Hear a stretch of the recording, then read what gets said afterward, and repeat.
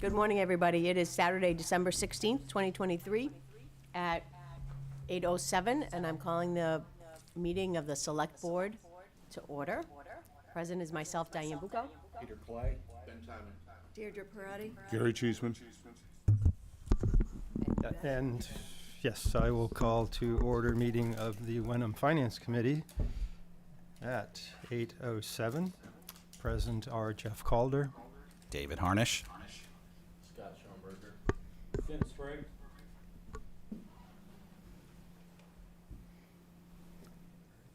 that's our group. All right, so we're all here, ready to go. Steve, are you starting us off? I hear an echo. I- We're muted here, I think.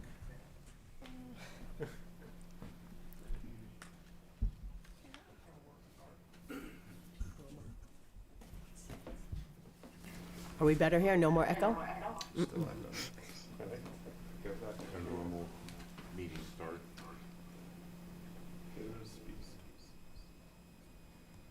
I think we go to,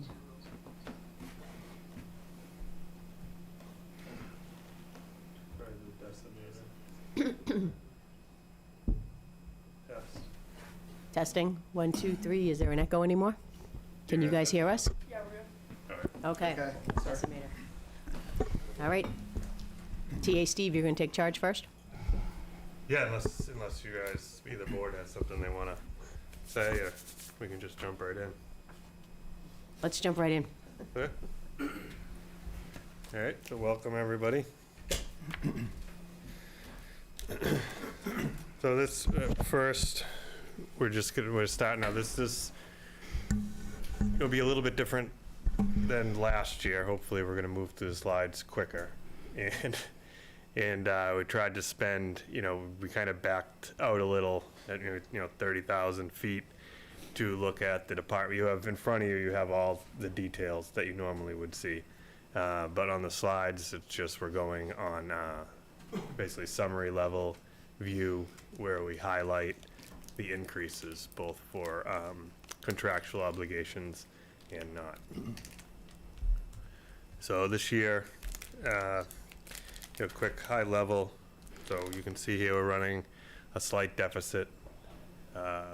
This is, keep in mind that we're still, in my opinion, extremely conservative in our revenue estimates. And we still have assumptions in various estimates that are in flux that will kind of prove themselves out over the next few months. But effectively, a balanced budget. Just a couple highlights as we go through. Obviously, we'll go into more detail as we get into their appropriate slide and with the department that they live in. But I just kind of wanted to call to your attention to keep in mind that we're running with an estimate of a 10% on health insurance, 8% on liability insurance, and a 3% increase on education spending, which is below the school's first draft of their, I think they were at 3.5 or something like that. We're hopeful and we believe that they're going to get down to that 3%, maybe a little bit under. The reason why we've kept it at the 3% is because a 0.5% in the schools would totally turn our budget upside down and paint a completely different picture. So we are hopeful, and do believe they're going to get down to that 3%. In the picture, it would paint going at 3.5, which would be essentially more than 1% of our total operating budget. Free cash. This is something I brought up a few times over the last month or so. Saying hopefully next week. So basically we've been certified. We could be certified tomorrow, or we could have been certified the next day a month ago. All we have to do is sign the form with the state. But, there's some inconsistencies over the years. So we're going back to 2020 and essentially, Jeff is auditing the proofs of the DOR and also our work that we've submitted and making sure, kind of crossing our T's, dotting our I's, because we have a relatively large variance right now from what we believe it should be and what the state believes it should be. So we've had, we essentially have Jamie's proofs, we have the interim finance director's proofs, we have Jeff working on it, and we have the Department of Revenue's summary. And, they're not all jiving together. So we're working through that. We want to make sure that this is not an ongoing issue where free cash is, going up and down without having a real, rhyme or reason. So that's kind of why we're waiting. We're way early in the process this year, so there's really no pressure to have it, and that is why we haven't, essentially pulled the trigger and taken the certified number. And again, like I mentioned before, the conservative revenue estimates. All right, jumping right into general government. I think this will be, Jeff and I will kind of be swapping off here and there. But just to start high level, you can see the pressure points. We'll get into more detail as we go through. This is far and away, or as a percentage change overall, the largest group of percentage change year over year in comparison to the rest of the governmental functions. Here is, really select board, finance committee, and the moderator. These are stipend and expense driven, and they are contractually obligated level funded. The large increase in the select board, as you can see, is for the need to create 2 additional stipends when in the past there were 3. So we went from 3 to 5. Gosh, our constant cost Can I just ask Steve, I Yeah. really don't, Yeah, jump in whenever. what spending has the finance committee made in the past? So, $160, $163, not much money, but yeah, Jeff, so typically you belong to like the Mass Association of Finance Committees and things like that. So there's just a few different like little dues you pay. Usually, I know in Essex it was, usually it was probably like $50 a cushion in there just in case you needed to mail something or whatever. But yeah, usually it's just dues. okay. Is this something that I should be looking into maintaining, or is that? No, I mean, it just runs through the office and, we get it and we our just pay it out. Okay. Yeah. Thank you. Excuse me, let me jump in there. So is there any benefits to these associations? Are there meetings or trainings or anything for those? Yeah, there's all kinds of trainings, and I mean, it's sort of usually there's the finance committee and there's the accounting and auditors association. They're sort of in conjunction. Most towns belong to both, and there are trainings and things like that. We can look at making, seeing if you guys are on like newsletters and that kind of thing. Yeah, please. We're paying for it, yeah. Thank you. But Jeff, if you you can be the principal for the $250. Take all liability. Yeah, exactly. You can run that fund. Right. Much consideration, we'd like to propose that level funded on our $250. All right, so this essentially makes up the 2, essentially my salary and the town hall and legal fees. So that would be myself, Michelle McGovern, Joe Pesamato, and our legal fees. So, the way I kind of see us, particularly in a small town, is where we kind of play the support role for everybody else. We make sure that they have the tools that they need to do their job and do their job effectively and efficiently and, legally. So, and we're also the project managers for the select board and their projects that kind of fall outside the umbrella of the traditional departments. Steve, quick question. Yeah. And in terms of span of control, is this typical what you've found in other towns? Is there more responsibilities and direct reports versus other places you may have worked? Yeah, well, size obviously is a huge influence. If you got a bigger community, you'll have more support. In here HR and IT may fall.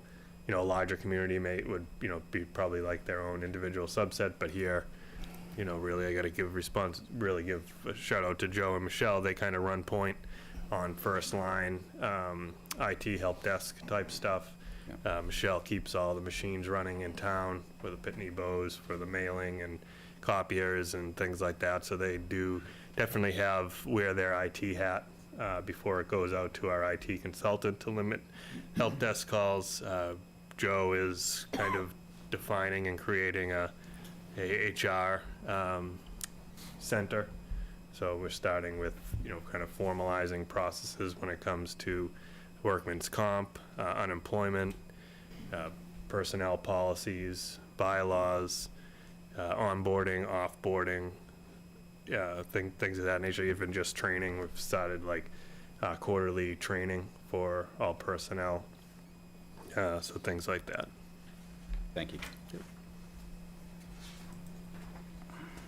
Hey, Steve, Yep. is that org chart on our website? The old one is.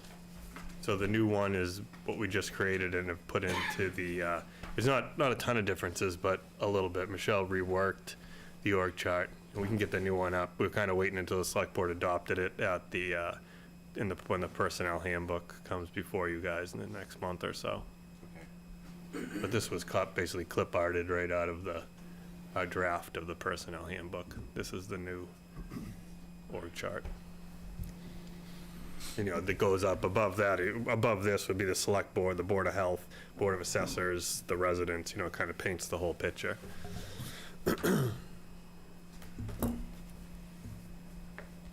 And here's the budget. It's effectively level funded, 2% COLAs, increase in my training line per contract, and that's it really. Again, I kind of used the analogy, or I heard the analogy and I stole it, of we've had a lot of turnover over the last 5 or 10 years, and we're essentially rebuilding the airplane while it's flying. So we got to keep it flying, we got to keep it on time and efficient for our town meetings and in compliance, but at the same time we're restructuring and rebuilding. So a lot of our goals and objectives are right now focused around that. Steve, quick question. I don't have the context because I wasn't part of the board then, but in the sort of jump from 22, there was a big jump in most of the numbers from 23 to 24 in a lot of the budget items. I noticed in Wenham, and then we're obviously keying off the 24 into 25. We're looking at the change. Yeah. Was that a catch-up year in a lot of categories for the town? It was a result of the turnover, not just salaries and expenses, but some of the items.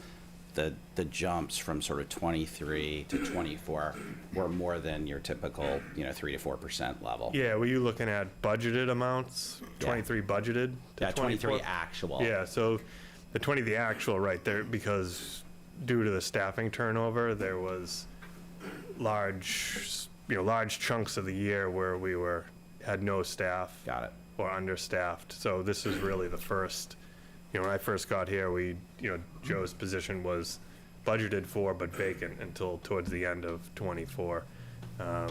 So looking 22 to 20, sort of 25 is probably a better comparison. So this in is some right. cases. So if you would look back to the budgeted amounts in 23, Yeah. it would be similar to what they were budgeting for. So and the town anticipated filling the roles, but was unable to, or the role was fill and fold. Yeah, excuse me. The role had a person in it going into 24, but then they left. So now you have, you're not spending the money that you thought you were going to spend. So, yeah, I get it. So that's the maybe variance. maybe the fiscal 23 budget numbers might be helpful in showing when we get to the annual town meeting, so people see that flow. Otherwise, you're going to see these sort of 2-year CAGRs that look high. Okay. I know we're not here to talk about the current year budget, but so we have FY '23 actuals, makes sense. FY '24 budgeted. As far as FY '24 actuals to date, I guess we're about 5 months into the fiscal year. Is that relevant to next year's budget? In that, if there's some particular line item where it's clear that the amount budgeted this year was too high, too low. Just kind of curious about that column, so who tracks that? Yeah. Jeff, primarily. Yeah, so, I mean, I can speak to that. So, I'm here sort of late in the game, just stepping into this.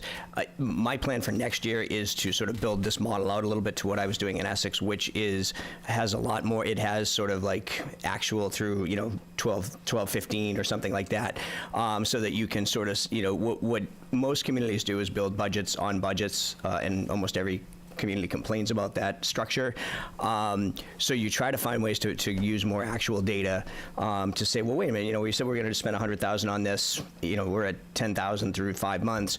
And then, with that being said, each department has the little things that, they might say to you, yeah, I'll be at $10,000 until June 1st, and then I spend $90,000 because that's when our such and such bill is due or whatever. So, there's a sort of an art and a science to that where you have to, and I try to know those things, but each department head knows those, so I can talk to Rich Souza or whatever, and we can. So what we would do in Essex is mark those up and sort of say, will be fully spent by end of year, or the finance committee would use the sort of year-to-date numbers to say, can we pull this back 20% or something like that. That being said, you also have to realize there's, free cash is an important part of running your town. And free cash comes from two places: collecting more revenue than you expected, or more revenue than, not necessarily than you expected, but that the state of Mass, the DOR would allow you to actually commit to, and then spending less than you said you would. And so the delicate balance of running a municipality where you have one meeting a year, if you're a company, you can operate on the fly, right? You can change your prices, you can take out a credit line, you can do all kinds of things. We set about a budget once a year, so it's tougher to sort of manage it on the fly like that. But what I'll suggest is we want to trim budgets as best we can, but at the same time we want to be mindful of, we don't want to say, hey, we were within 2% of our budget, but we have $192,000 of free cash. But yeah, my intent is to next year sort of build this stuff out, and probably by town meeting we could have some other change up the way we did the booklet a little bit last year, I think, and maybe have even some handouts. We would typically do something like that in Essex, where you might have a supplementary thing that gets handed out at town meeting to maybe add a little bit more context to things. And Jeff, just as a reminder, that best practice is to try to target 4 to 8%? 4 to 6%. Between 4 and 6. 4 to 6 regenerate. On free cash. You always say 3 to 5. I say 4 to 6, particularly because we run our capital program through our free cash generation. There's virtually no capital improvement rolled into our general operating budget, so we don't see it as a reoccurring event. We see it as a one-time event every year, and that's why we use free cash. So in my opinion, you want to target 4 to 6% regeneration. So that's not including your starting fund balance, which again, we talked about at the high-level finance overview, be part of the financial policies, whether it's a retaining of 1% rolling over into each year. So you're not spending to zero, so you can call a special town meeting appropriate, I believe, right, out of net of appropriation. Yeah, I think so. Yeah. Just a question for me on the training and education. For the current fiscal year, it was budgeted at $3,500. For the coming $5,500, does that continue to escalate? No. Does that level off? Or what's That's just, in my future contract, there's 2 seminars I'm to attend, and you can barely attend one. Like, you actually can't attend one for the $3,500. Okay, thank you. Yeah. So it should level off at the 55. yeah, no, I don't see it. I think that this will be good, because one is generally not local and one is local. So the local one will be much less than the one that you travel for. Thanks. Yep.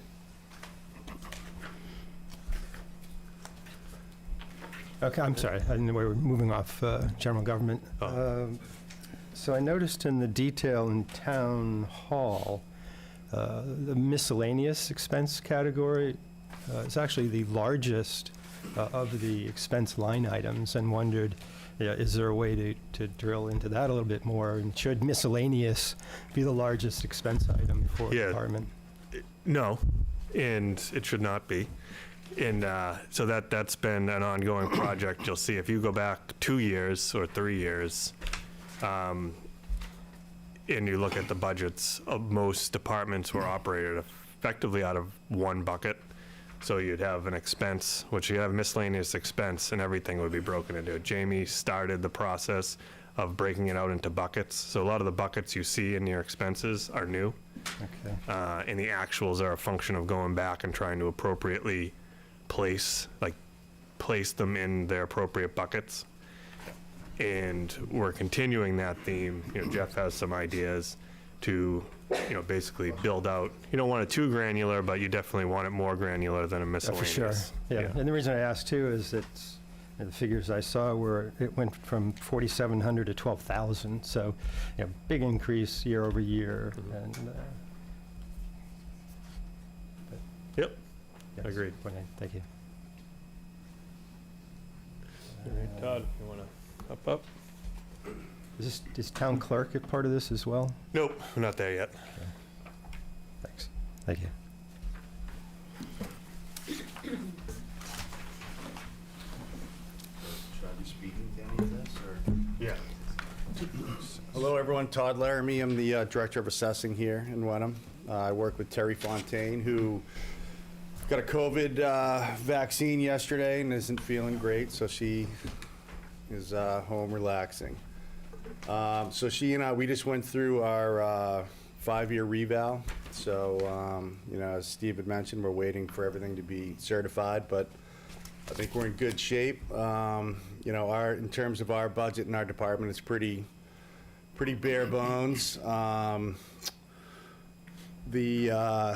mean, should I just walk right down the line here? I mean, I think everything sort of speaks for itself because of our reval. One of the issues that we had was a lot of properties were uninspected up to kind of the way they should have been and in a timely manner that they should have been. So she and I worked hard through the directives of the Department of Revenue to, one, look at a lot of properties for permitting and, you know, properties that haven't been looked at in a while. There was a lot of questions on just, you know, kind of general data.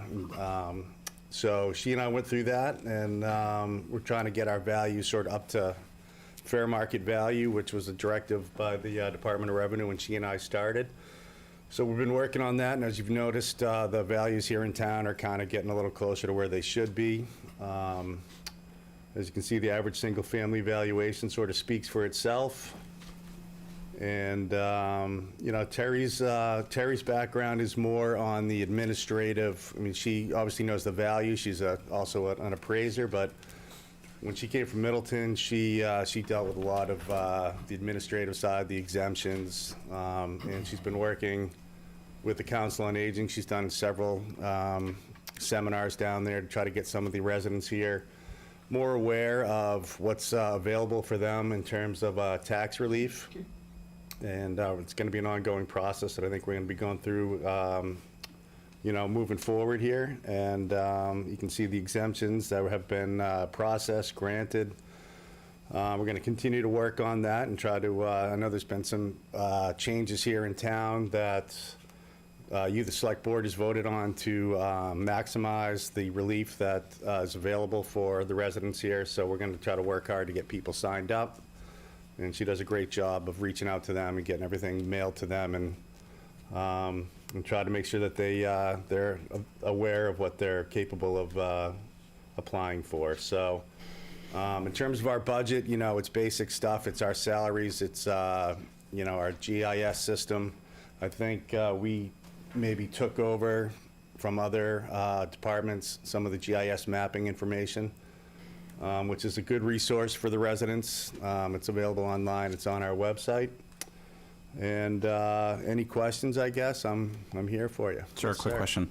What's the best way to think of the sort of one-time expenses that come up in the 5-year reval project? So do you hook up an expenses and then over a, you know, 1.5 to 2 year period, it settles down to a lower level?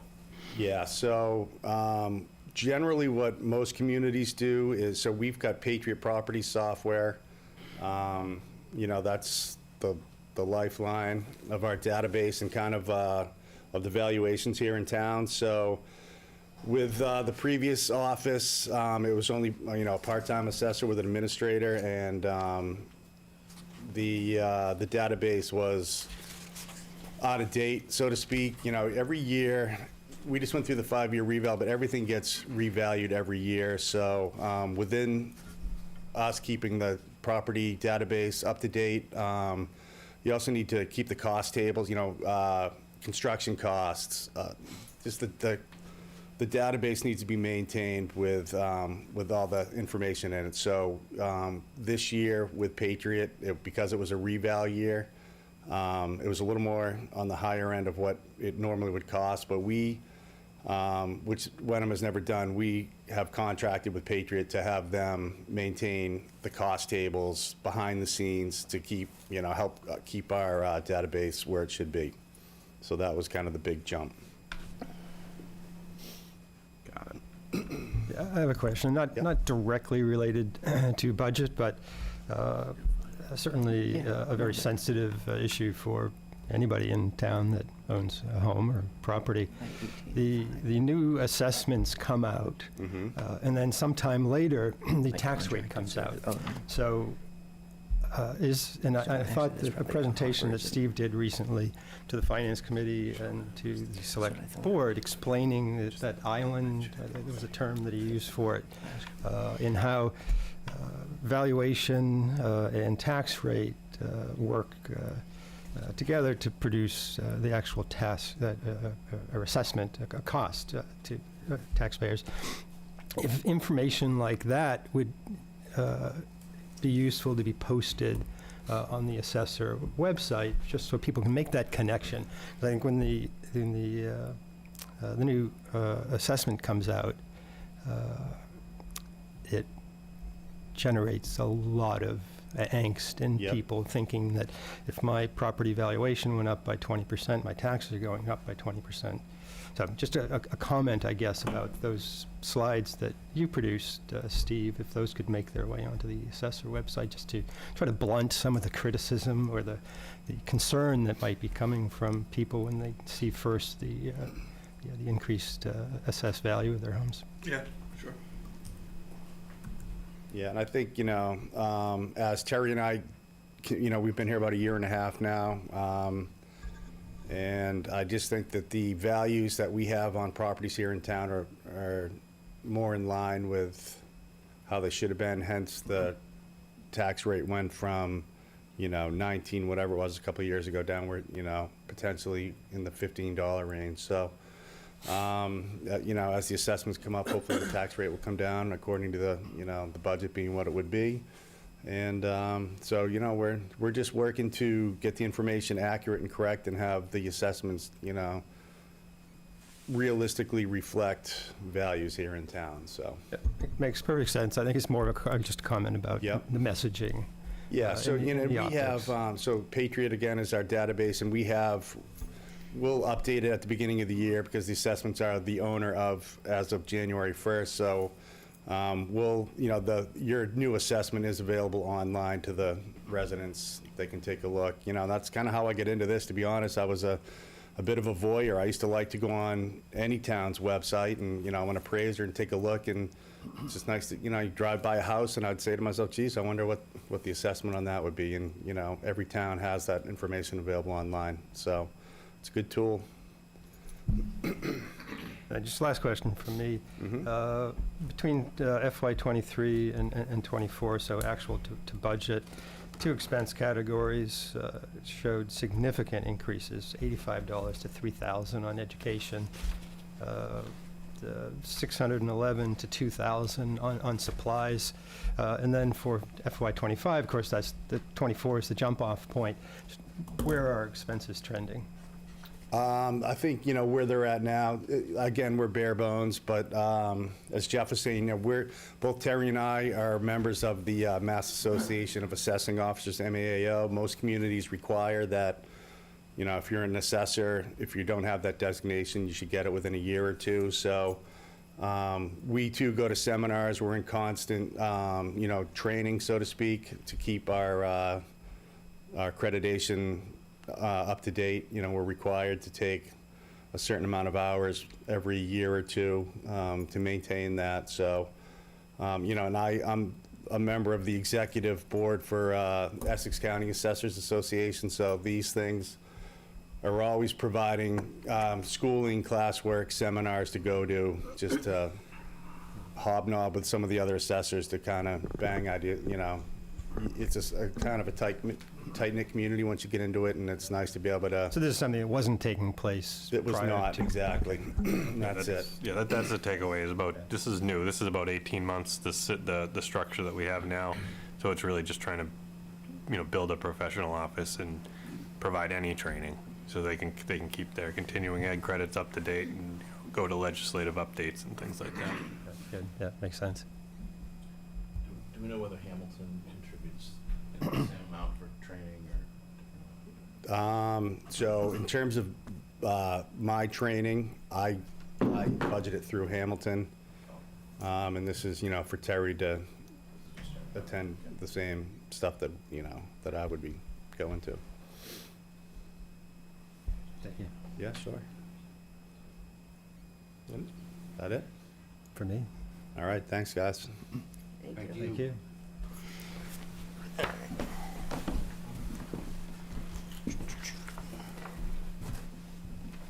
right. This looks familiar. All right, so finance, I mean, I always like to say sort of, you know, accounting, treasury, like, we don't do anything exciting, right? I mean, we don't know plow roads, we don't run a library or whatever, but we sort of keep the trains running, you know? I mean, all the departments that do a good job, the police, you know, the fire, the Department of Public Works, the library, all of them. None of it works if we don't start at the beginning, the assessors set values, we get tax bills out, water bills out, those type of things. So you can see, you know, we're sending out essentially 4,000 excise tax bills, close to 6,000 real estate tax bills, and almost 5,000 water bills all, you know, throughout the year. And then we're collecting all those. And so that, you know, largely falls on Belinda and Janet and the Treasurer Collector's Office. You know, once we do that, now you've got, Belinda has to manage that money, right? So the money's got to be at various banks. She's got to oversee that, make sure that it's, you know, it's safe and secure, and it falls under the Massachusetts general law guidelines on how towns, you know, manage money and things like that, make sure we're liquid. Treasurer's office is also doing payroll. You know, that's about 30 new employees a year.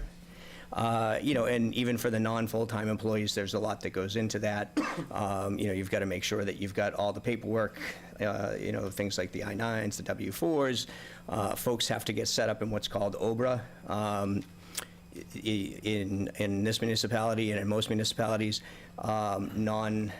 full-time employees do not pay into the FICA, the Social Security system, which is the system where the employer pays 6.2% and the employee pays 6.2% into Social Security. Municipalities are allowed to have something called OBRA, which takes away the town's requirement to pay anything, and instead the employee pays 7 or 8% into essentially their own little retirement account, OBRA. So anybody who starts has to be set up with that through the Mass Smart Plan. You know, we have about 155 employees that we're paying, so we're doing about 2,400 direct deposits each year. And then, you know, of course, we've got about 46 full-time employees, so all the pension and benefits and things that go along with that. You know, once we've paid our people, we've got to pay the bills. You know, we're paying about 4,300 bills each year, which results in about $18 million worth of payments. And then sort of on my side, I'm dealing with the stuff that is keeping the financial statements up in order, giving departmental reports sort of monthly on their year-to-date budget activity, and then working with the Department of Revenue to do things like send in our balance sheet, which is what certifies free cash, and then to be part of the process of setting the tax rate, which we are in right now, which you know, takes the assessed values, puts our budget and revenue into the system for the state of Mass, and then they say, here's what you must raise and appropriate, and here's how that translates into a tax rate. On top of that, you know, we work with Powers & Sullivan, our auditing firm, to make sure that our you know, financial statements meet both the GASB and GAAP and Mass DOR requirements. And this is important mainly because it gives residents, you know, some sense of security that we're handling things the right way. And it also is important when we're involved in bonding. Our audited statements roll into what our, you know, bond rating would be, which is on our side probably not as important because it doesn't seem like Wenham takes out an awful lot of actual big bonds, but we certainly take part in quite a few through the school district, and certainly we'll have more coming up. So as we're in a rising interest rate environment, having good, clean financial statements and a good bond rating is, kind of a key for us over the next few years, I would say. The budget itself is, really it's flat on the expense side, and then on the salary and wage side, we've just built in the assumed 2% COLA for the year. And much like I've heard you sort of speak about in some other departments, there's some increases over the last 2, 3, 4 years as they've built out a department, and like a lot of others, you're building out the department, you're maybe adding some training, you're doing things that are going to provide continuity and experience and ultimately benefit the town. As someone sort of new stepping in here and seeing the turnover and some of the issues that, that we've had over the years, so much of that is due to turnover, and when you have turnover, you don't have consistency and you don't have people who are getting trained, going to things like Todd's talking about, where you're making sure you're availing yourself of the best, newest kind of, ways of approaching things, making sure you're staying on top of, the newest rules when the, DOR or the, mass changes rules and things like that. So, I would say, anticipating the question of, that is sort of a steady state there. We're not going to have, 10% increases in expenses. We should be kind of right-sized, I would say now. The only caveat to that would be accounting software. We use an accounting software called SoftWrite. They have been bought by another larger company, and they have essentially stopped improving what we use for accounting software. They maintain it, but they don't improve it. Frankly, it's so-so. Unfortunately, most municipal software is so-so for accounting, but at some point there may be a decision to be made on a conversion of the accounting software package, which doesn't just affect our office. It's used across the departments. Almost every department, the clerks and the department heads have access to SoftWrite. They can look at their budgets in real time. They can enter vendor payments into the system and things like that. So nobody enters into an accounting software change lightly, especially when there's an awful lot of users. But that is something that could come down the pike in the next 2 to 5 years, and that is not a small outlay. Just conversion costs can be $60,000 to $80,000, and then the software itself can run you a similar cost. So I think, Steve, we've looked at, it could be a $200,000 hit when we get to that point. But we're not there yet, and we'll continue to use this as long as we can. But at some point we have a call with Springbrook, which is the new parent company, and they're actively trying to move people over. The downside is, in speaking with the accountant in Manchester, they want you to transition from one of their softwares to the other, but they are offering you no economy of scale for staying in-house. So if we were to switch to something called Munis, which is sort of the Cadillac of municipal accounting, they would probably charge us $60,000 to $80,000 to do a conversion. So why would we just only stick with Springbrook if they're not giving us any kind of benefit to make a decision with looking at just one person? But not an eminent thing, but just something to be on the radar. It's obviously not in your budget for this coming year, but you're talking about it, so is that gonna hit us at the same time when you're talking about the trash collection and that time frame, or are we talking? The hope is we can continue to kind of trudge along. The only issue would be is if at some point SoftWrite says we are no longer maintaining this. That would be and that's, we're not at that point as far as I know. So it would be sort of a proactive switch at this point, in the next year. So I don't see it, I would hope it's not in the next 2 years, but it's just, I want it on the radar because I don't know. They could say, that's it, we stop supporting it as of, July 1, 2024 or 2025 or something like that, which recently happened to us in Essex. One of our softwares did that and said, we'll no longer support as of 6/30/2023. So we had to, or 22, and we had to switch. But, I'm certainly working with the FinCom. I'll keep you apprised of that, but it's not our intent. And Jeff, you can capitalize these costs typically, right, because of the useful life, so it's really it's a capital budget, partial capital budget? Yeah, it would be a capital thing. Likely it would be a free cash item. You would say this is the real issue might be, let's say we spend, $17,000 a year on SoftWrite. the conversion cost would be a capital outlay, but, then you might say, well, the problem is we've now gone to $36,000 a year is our new run rate on software, Right. cost. But, yeah, typically, I mean, I would think with what I've seen of the free cash flow, you'd probably be able to take it in under that. And then I think in past years, we seem to do little tranches of like $200,000 worth of debt, which is kind of a neat tactical way to do it. You're not taking debt exclusion overrides, so you're not increasing your levy limit. So yeah, I think we'll work with you folks to be like, what is the most advantageous way to do this when we get there? Great. Thank you.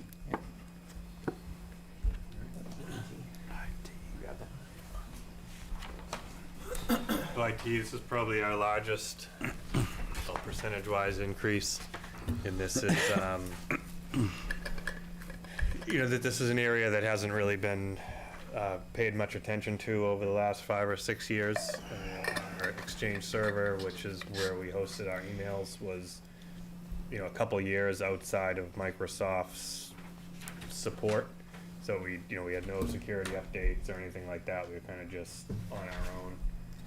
We didn't get any patches or anything from Microsoft. It was, that old. So, and our liability insurance required us to go to multi-factor authentication. The most cost-effective way to do that and get protection for our emails was to go to the Microsoft Office 365 suite. So those are the costs identified there, and really that's the larger of the cost driver. We're hoping, our plan is to, the other piece of that puzzle is our data center. So our network hardware over at the police station is 7 years old now, and it's failing. We reset set it multiple times a day. It's always going down. So we're kind of at the point now where we're afraid that one of these times it's not going to spool back up again.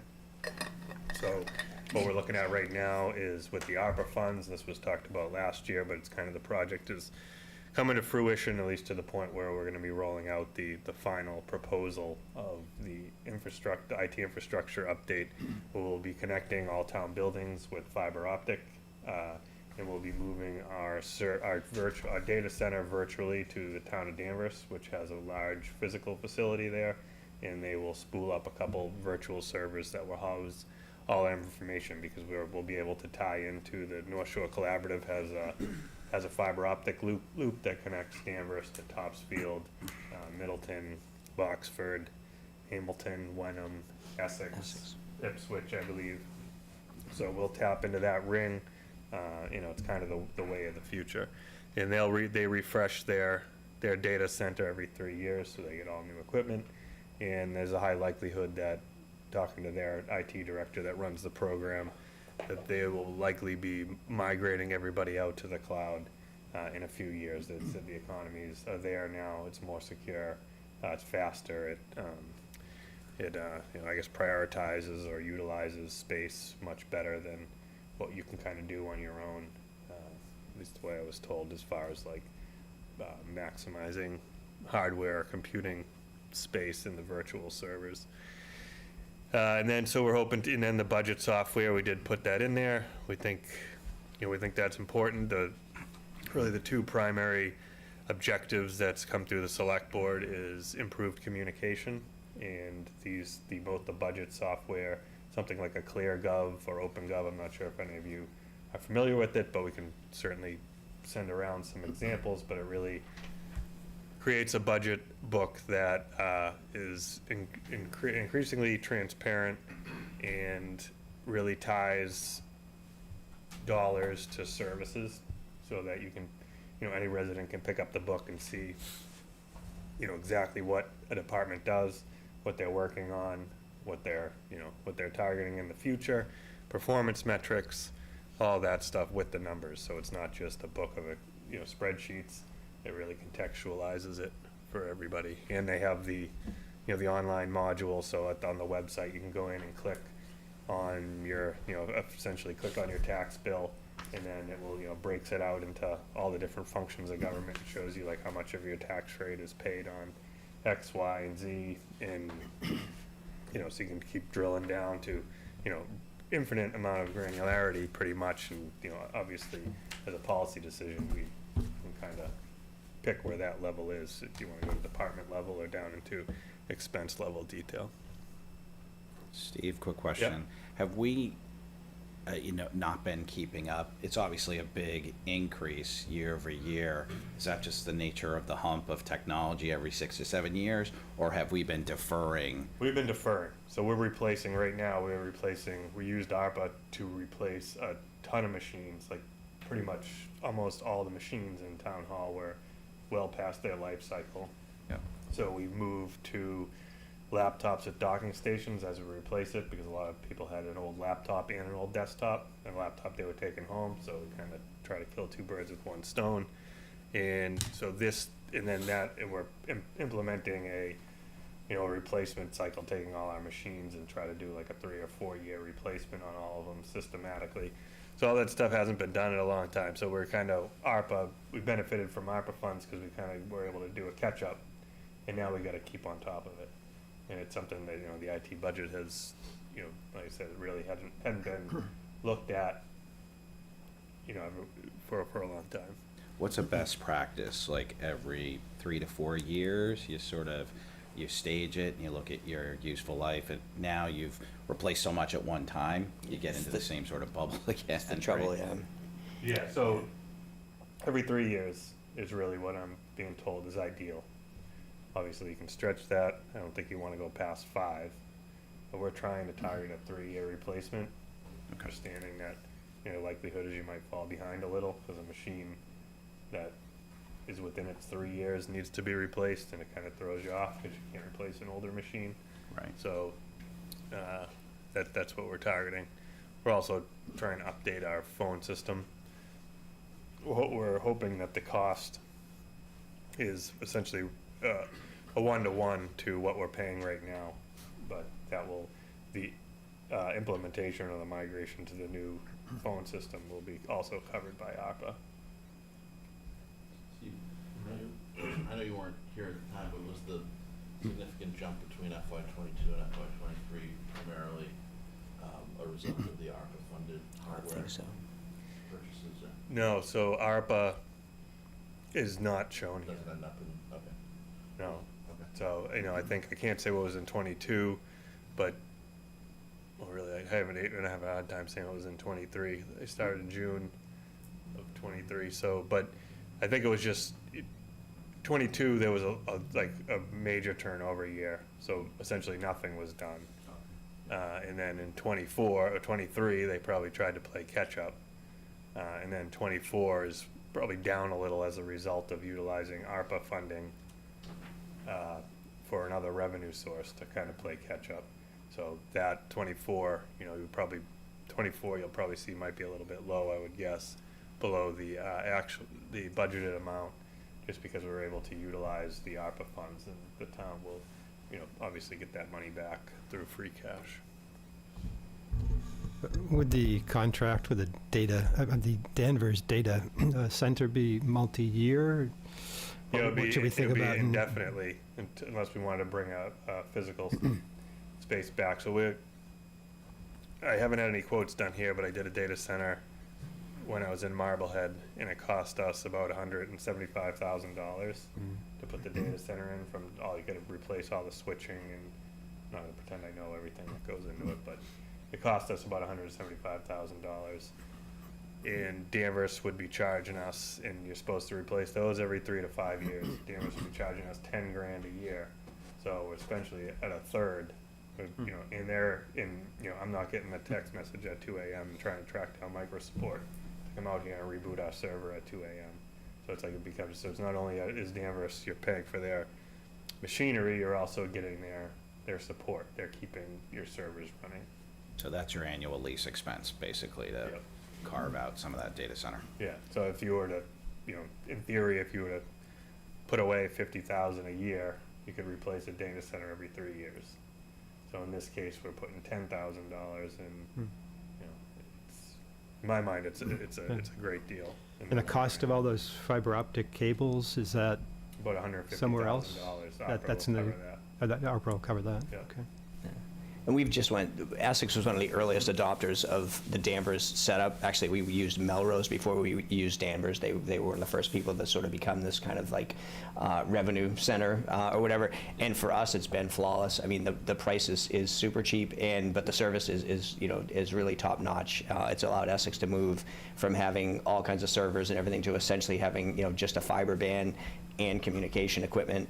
And as Steve says, then they become part of your IT team. They're getting the phone calls and whatever. And our experience with them was great. I mean, they really they're giving you access to newer, better equipment, and they're servicing it and keeping it up and running. And as Steve says, it's at like a third or half the cost. It's really kind of a no-brainer.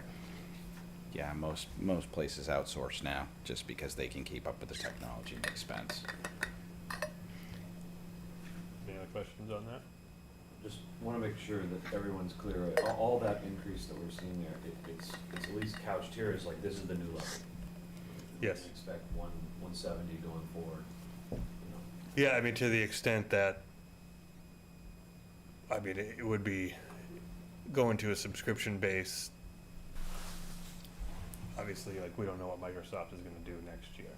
So if they go up 5% on their user fees, then would have to reflect that.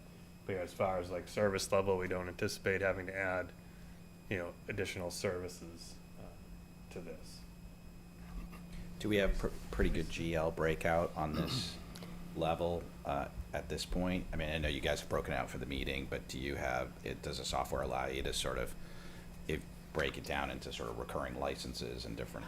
I mean, I don't know how, like, I haven't gotten into that level of detail and stuff yet, but I mean, if we don't have it, we can have that. I mean, but I think there's, as Steve mentioned, I think, Jamie had started the process of actually having more than just wage and expense, and now, we're sort of in the process of sort of figuring that out. And, and obviously it's going to change, right? Because you're seeing just in the IT space here, we're completely changing how we're operating. So, what might have made sense as kind of GL detail levels 2 years ago is probably a little different than what it's going to be, in FY25 and 26.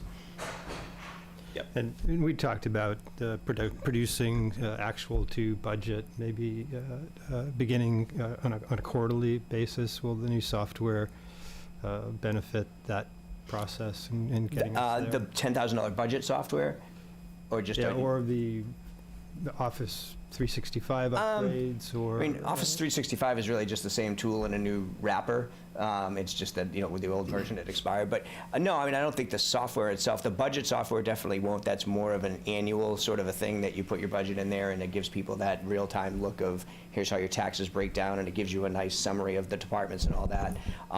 No, I mean, the software we have now is SoftWrite. I mean, we produce that kind of budget to actual for the departments each month. It would just be a question of sending those packages to the FinCom on a quarterly basis. I mean, it's available anytime. I mean, if we had I think back to like 2008 when I was in the finance committee in Essex and the world was kind of burning down, and suddenly we were worried about we got to cut all the budgets 10% or whatever. We just sort of like pulled everything up and ran budgets to actual and saw where we were. So you can do it in real time, but yeah, I think quarterly meeting on it.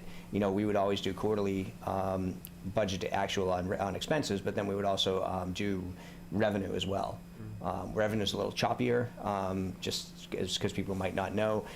Real estate taxes, water bills are pretty static. They're quarterly. You typically see you have preliminary bills in Q1 and Q2, which is August and October or November, but you do actual tax bills in January to be paid in February, and that's when your new assessment hits. So you see a little bump in revenue in February from the Q3 actual bills, but the big spike in revenue is that 90% of your excise tax bills go out in February, and you make about $800,000 a year in excise tax. So your revenue is kind of trailing a little bit up until say January, and then you sort of right size, and actually you're a little bit ahead starting in February. But we used to give that stuff sort of quarterly so people knew. You have less, sort of variables here. Like in Essex, meals tax is a big, it's nearly a $300,000 revenue source. So knowing how that's tracking is really helpful. In Wenham, the 2 or 3 pizza shops probably aren't, contributing that much money that it's, we need to stay on top of it. But yeah, I'll be a big proponent of, kind of getting more information in your hands in real time so you can, stay on top of things. Appreciate that. Sold. Too late. Next one, next slide. All right, no, oh, this is me again. So, the town clerk unfortunately couldn't be here today, but we've spent a lot of time together. And so this is effectively going back to the last presidential election. So you have a presidential, a local, I'm looking at Diane just to correct me if I got it wrong, and a state election next year. And Wenham is also anticipating the need of a special election, which is, although we did have one last year, is certainly out of the norm for Wenham. Usually we just do the annual town meeting, excuse me. So that's, the special town meeting will be, is also increased costs as the clerks have to staff it with their poll workers and things like that. So, and additionally, we're likely going from an elected town clerk to a appointed town clerk. So I just got word that it actually just got word on Friday that it moved from the Senate to the House. So it's working its way through the legislative process, and we will see it on our April local election. The question to go from a elected to appointed town clerk, and as part of that legislation is the requirement for a 5-month, not overlap, but the change doesn't take place for 5 months. So that puts us like 3 months into the next fiscal year. So to the extent the town wants to have some overlap for the transition or not, and also gives us flexibility. And right now we're paying at $70,000 a year for an elected clerk, doing, looking at even, that's really below the market for all clerks. If we were just doing some analysis maybe 6 months ago, and it looks like about 85 to 95,000 is more in the median of the market for this area. So, that would give us some flexibility if we needed it for hiring range as well. So Steve, do you have variability? So you've got obviously a big election and more late workload coming over the next year or so. Will that contract down? Is there some variability in it, or is it all sort of fixed? Nope. So the variability, if you pull out the, I don't have the granular sheets, but the variability would be in the election workers line. Yep, I see it. And then the variability will be in whether we need the $15,000 or not in transition costs, and where we end up falling on part-time labor in there,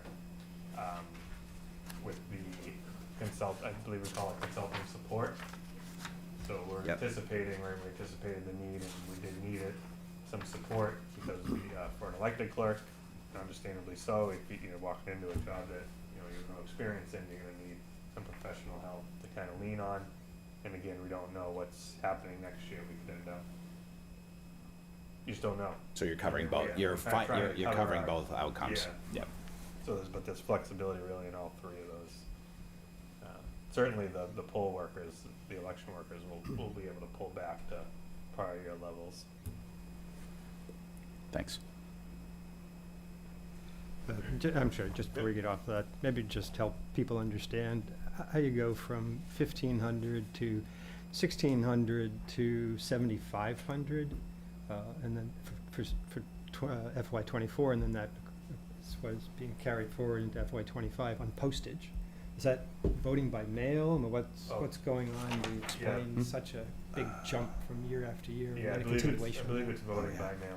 Yeah. The vote by mail entails there's multiple with all the extra, and Diane can speak to this too, like with all the extra elections, there's all this vote by mail. It's a huge process that they have to send all of these envelopes out. I mean, it's not only the postage, it's also the time involved in it. I mean, there's like envelopes you have to put in envelopes that get, then get mailed out. And it's, I mean, I know in Essex it was, well over 1,000 things that they had to mail out, and it was, in a year like this, it's going to be 2 or 3 times. So just it. That was a COVID area thing, but now that's continuing as a normal practice. Yeah, the state continues. It's here to Our stay. state does, yeah. It's state. Unfunded mandates, yeah, they continue The to. Voting Act, it's what it is from now on. There's vote by mail. And honestly, you're probably gonna see it continue to. So that Grow. means it's at the resident's discretion, basically, for mail options? Mail options will always be there. Yep. But on top of the postage, there's new mandated mailings. Anytime someone changes their voter registration, there's a letter that has to go out. If you register to vote, we have to send you, or the clerk's office sends you a letter saying you just registered to vote. Did you want to pick a party? And they have to send something back. If they don't send something back, we have to send it out again. So there's just a lot more mail going out Yeah. in general. Supports the U.S. Postal Service. So we just hope they, That's why they're balancing the budget. But I would say like the clerk's offices in general in a lot, especially the smaller towns, I mean, it's kind of, it's an area where there's going to be huge growth because they've typically been understaffed and in a lot of cases underpaid.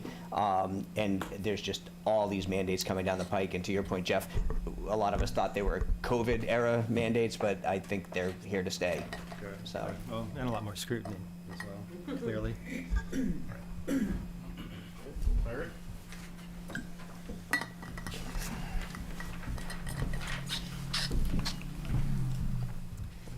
Morning, I'm Margaret Hoffman. I am the planning coordinator for Wenham. The planning, well, the land use department is what we call it now. And in that department, we staff 6 committees: the Conservation Commission, the Planning Board, the Zoning Board of Appeals, the Affordable Housing Trust, the Open Space and Rec Committee, and the Master Plan Advisory Committee. Wenham is going through a lot right now. I think most of you are aware of what's happening. We have MBTA zoning, we're looking down that, and we're working through our master plan. So the land use office I think is going through a lot of transitions also. We are a two-person staff. I've been here about 7 years, and when I first started, I was full-time and managed the planning, zoning, conservation, and I think at that time we may have had open space was just starting, but through these years we've added more boards and committees, and each of those boards and committees has become a lot more active. The Affordable Housing Trust is a very active board now. They're doing purchases of properties and managing those properties as well. So can we go, is the next slide show the numbers? Oh, great.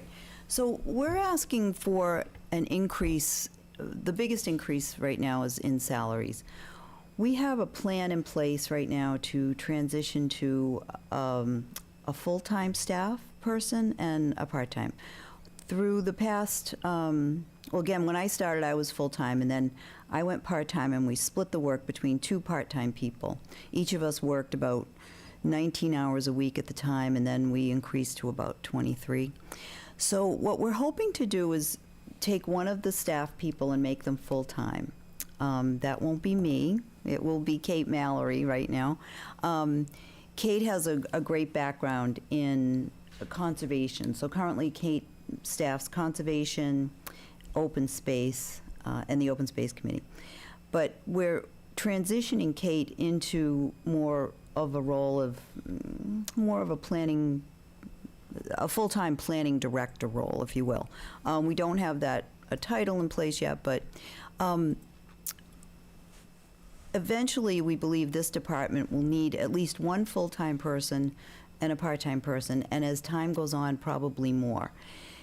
Once MBTA zoning takes shape, and if the town does adopt that, there's possibilities for a lot more, well, not a lot, but more development. I don't want to anticipate too much, but also there may be zoning changes happening once the master plan is complete. So once the master plan's done, there's going to be ramifications from that. There'll be a full action plan, and I really believe that this office is going to be responsible for a lot of that. So we're asking for an increase to bring 1 person in the office up to full-time. I think if you notice, our expenses have gone down a little bit. We were able to transfer some of the expenses that we spent on the website mapping over to the assessor's office, because that's essentially where it comes from. We did have to increase a little bit of our software because we're using a Sign Now software, which gives us the ability to have board members sign documents electronically, and we're using Canva. Kate works a lot on the website, trying to keep things updated. I don't know if some of these bullets are just things that we've done over the past year. Kate's been able to initiate the Heritage Tree Program, which also comes out of our office. She's working with the tree warden. That's where that line comes from, the trees, so there's a salary there for the tree warden and some expenses. The tree expense is street trees, I believe. He installs street trees every year, so, and the work that has to be done on the street trees. Yeah, other than that, our expenses, actually, they've come down a little bit again. Like I said, we got rid of one thing, but some of the other ones have gone up a little bit. So I think that's all. I don't know if anyone has questions on any of this. I think some of you already know what's going on in our office. Lots of big things happening. So. Makes sense to me. I would only say, Margaret, it's amazing how much stuff you've Yeah. done. Yeah, thank you. We do a lot in our office. It's been it's great. You have a wonderful community here, and you have a lot of good things happening. And I think it's been a pleasure working with this community. Margaret, quick question. Yeah. What do you anticipate if that's the sort of new baseline of sort of 135,000? Yep. Like other categories, we've had to catch up in some cases. We've added new functionality in other cases. Is that a fair run rate going forward, or you get to sort of price in whatever happens with the MBTA, and then Yeah. that will be the new sort of run rate? Well, what I really see happening, expenses may fluctuate a little bit. One thing that we did have to add is Kate and I each attend a conference each year, and for the past few years it's been virtual, and this past year they went back to in-person. So those increased some of our costs a little bit to attend those, and typically they're out of state, in the New England region, but still a little bit away. The only thing I anticipate may change over the next few years is staffing, and whether the town finds that with new development, comes additional requirements, and what boards and committees continue to do, and if there are other boards and committees that kind of end up in our office, because I think that's what happens sometimes. We're able to staff on a variety of levels with the, I guess, knowledge and things that we've had in our office. So, yeah.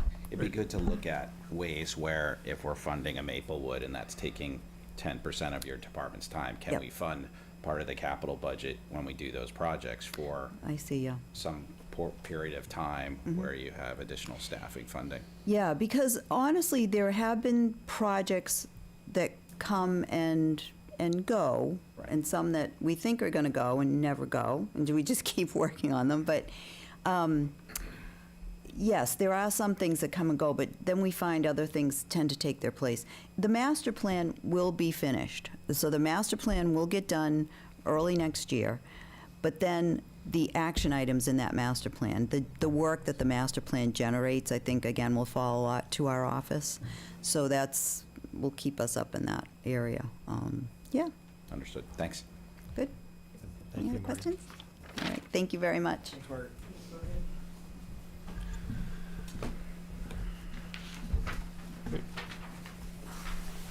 This is the iron rail. So, for those who are not familiar with the iron rail, just real quick, is it's where the public works exists, the water department, the town cemetery.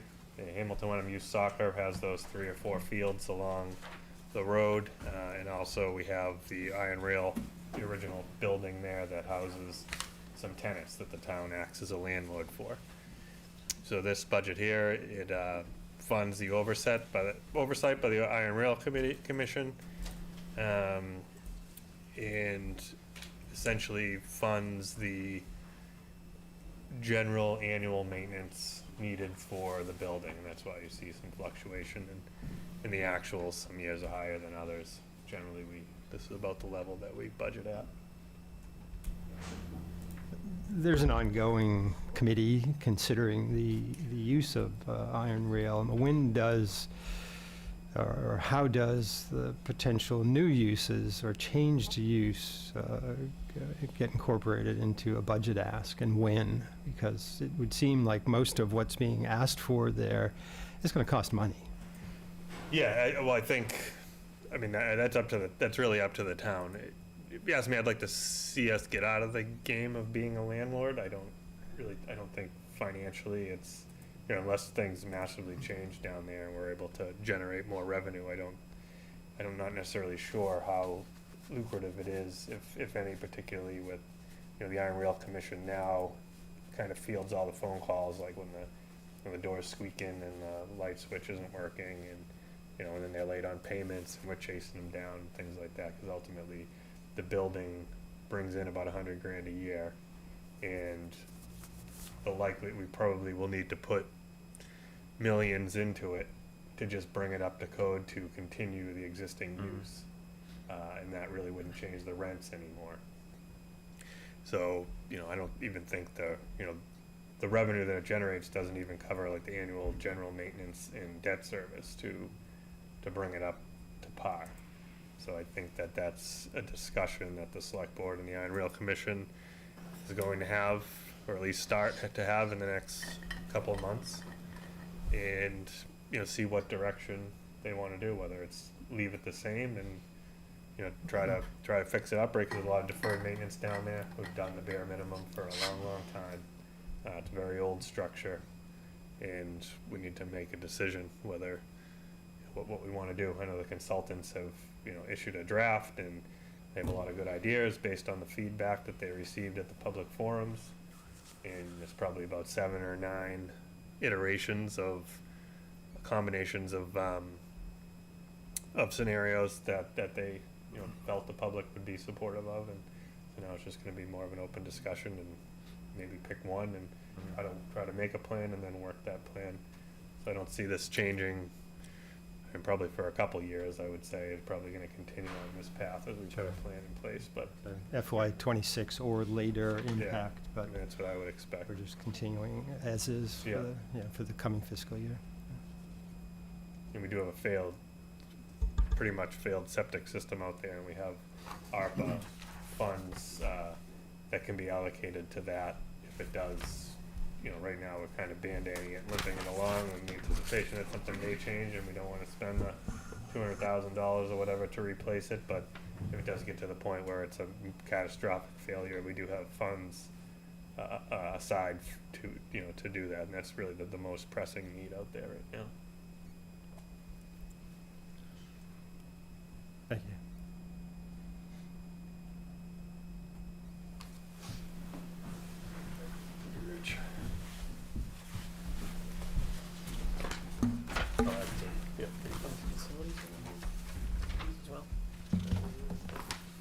Oh, good. Okay. How you doing? Rich Souza, Public Works Director. Let's see here. So, obviously, we've been pretty busy this year. You can see, maintaining roads, pavement projects. There is one I saw. We spread approximately 600 tons of salt per year. I just looked at it and went, oh, you can't spread sand anymore. Yeah, so it's My not, bad. yeah, don't everybody get upset. But, very busy as far as the work that we do, maintaining roadways, drainage, anything regarding his buildings as well, that'll be in the facilities piece. But moving along, there's, quite a few projects still that we're gonna be working on that are coming up. And, hopefully, things are looking pretty well out there. Did a lot of work around Bucher School as far as just the walkability from downtown area to the library. So a lot of safer sidewalks and roadways out in that direction. Any questions? Next slide. So again, based on more or less other than contractual agreements, it's a level fund. So really the idea is to maintain the town and the roadways the way we have been. As I mentioned, we have the Route 1A light project coming up that'll be assisted you know, it's a DOT project, but I serve as a liaison for that project with the DOT, so that also, you know, takes a good amount of time, as well as the Route 97 project that we just had.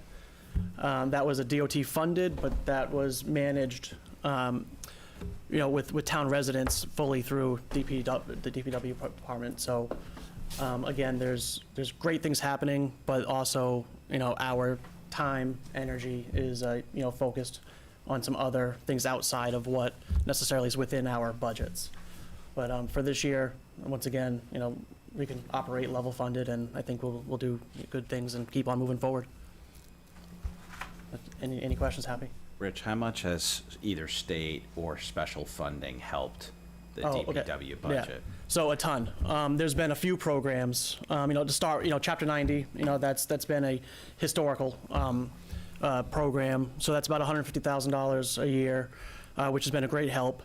Something that came out last year, or FY22, was the RAP program, which was a Winter Recovery Assistance Program, and that was about $90,000. So I was able to use those funds for ADA ramps as well as some sidewalk work. Obviously, so the Route 97 project, that I didn't see the final bill because it wasn't a town-funded project, but the initial estimate was $850,000. So that right there, that road being done 2.5 miles, really pushed my budget so much forward, in the sense where if I were trying to do that road, that would be 3 years of more or less every fund that we have to fix that road. I was able to, I'm able to focus those funds elsewhere. ARPA, we also received $65,000 that was for ramps and sidewalks as well. So we've really been able to push the entire program ahead, and I'm able to, I'm comfortable in the sense where I'm able to maintain now and pick projects and work on roads that are necessarily, you know, the next one up that need to be done, and we can sort of keep it in a maintenance fashion. So we're looking pretty good as far as all that help that we've had. Something else, I've just, they're talking about the millionaire's tax, and there's a $100 million in that fund. It's going to be a similar formula to the Chapter 90. So Chapter 90 last year, I think, received $375 million. So if you sort of think about a quarter, you know, if the town gets about a quarter of that, I think it's about $40,000. So, you know, again, more help that's not on the taxpayer, that, again, I can just do more, and, you know, with what we have. Do you see any concerns, Rich, that these are these one time, or do they always sort of materialize year to year, besides Chapter 90? They're more one time. These have been, yeah, I'd like to, pretty rare in the sense where we get these opportunities. So I do think I'm looking at it where it's a great step forward, and then I could just maintain as we go. We are in, I guess, sort of in the spirit of roads. We are in a 3-year contract with our paving, our ramp and sidewalks, and our milling.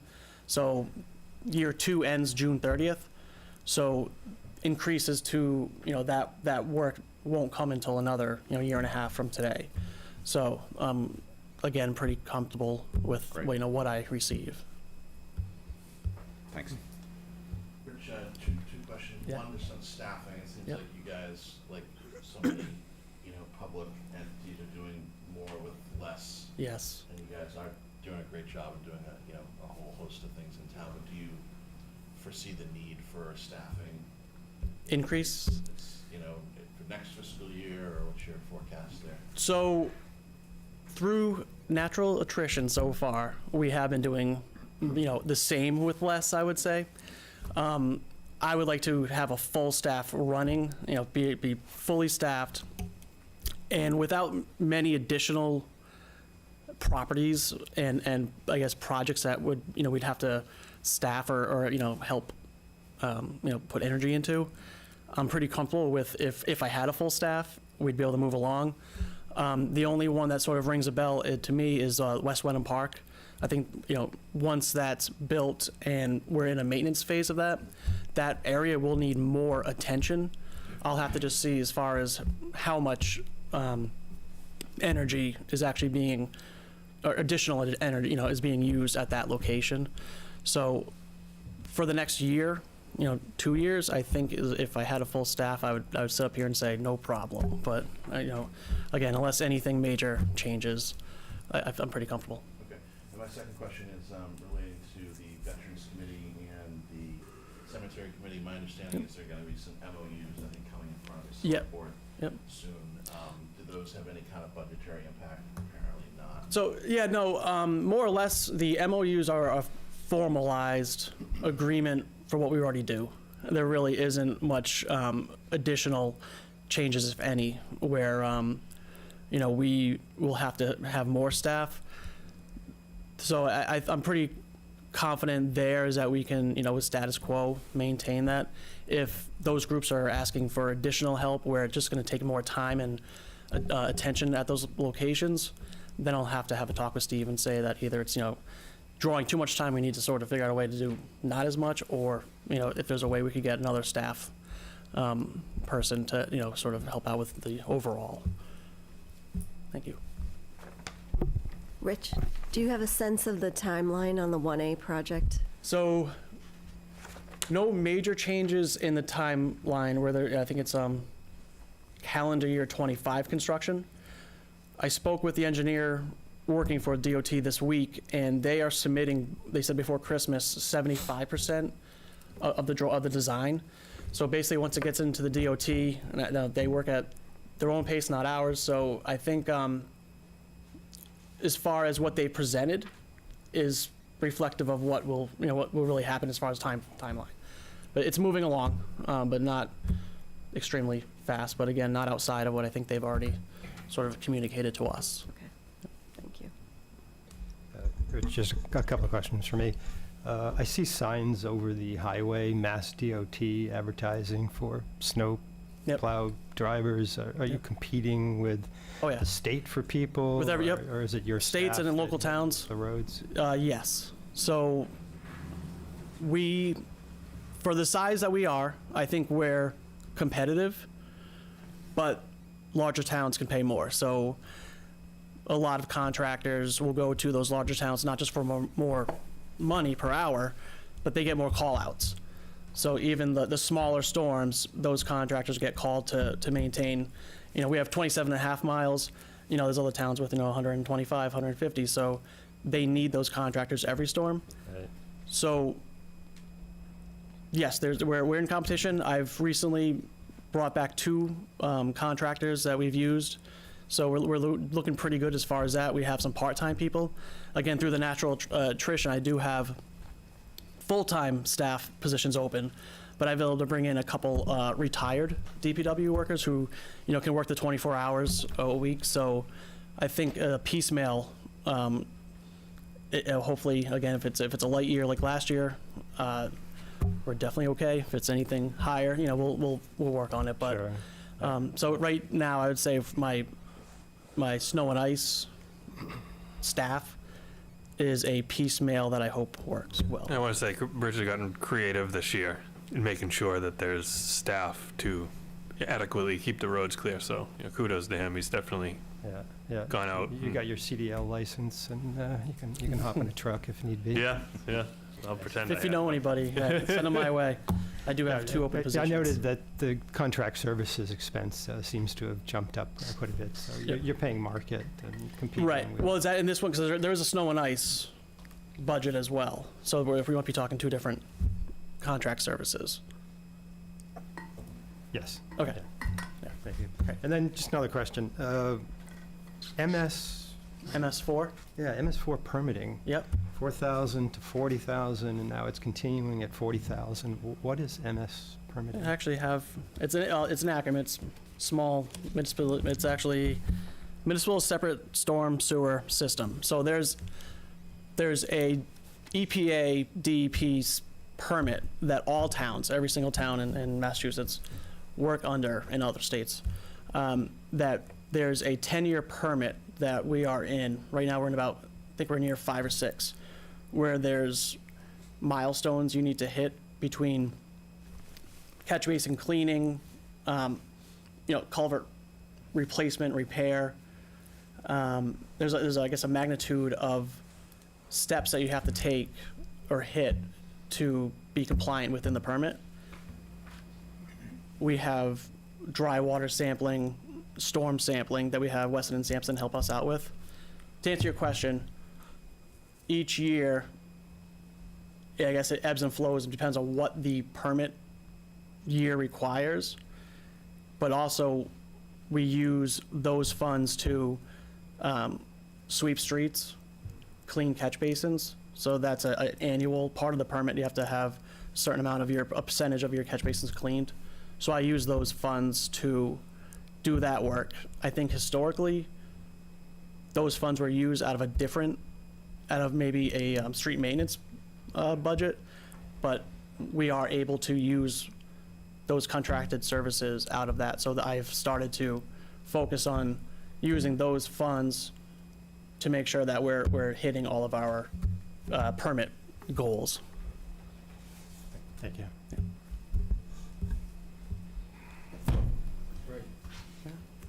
Thank you.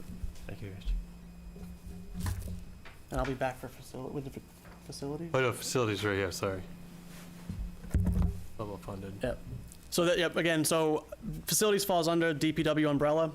The salary matrix, the department is managed by Mike Hardy, who's our facility manager. Does a great job. Level funded in the sense where he is maintaining our town-owned buildings on the day-to-day basis. When there's a project that's going to be outside of operation and maintenance budget, that falls into the capital, so he manages that as well. So again, keeping it level funded, this is more of a maintenance and operation, not a construction or expansion budget. So we're able to use this to maintain the buildings.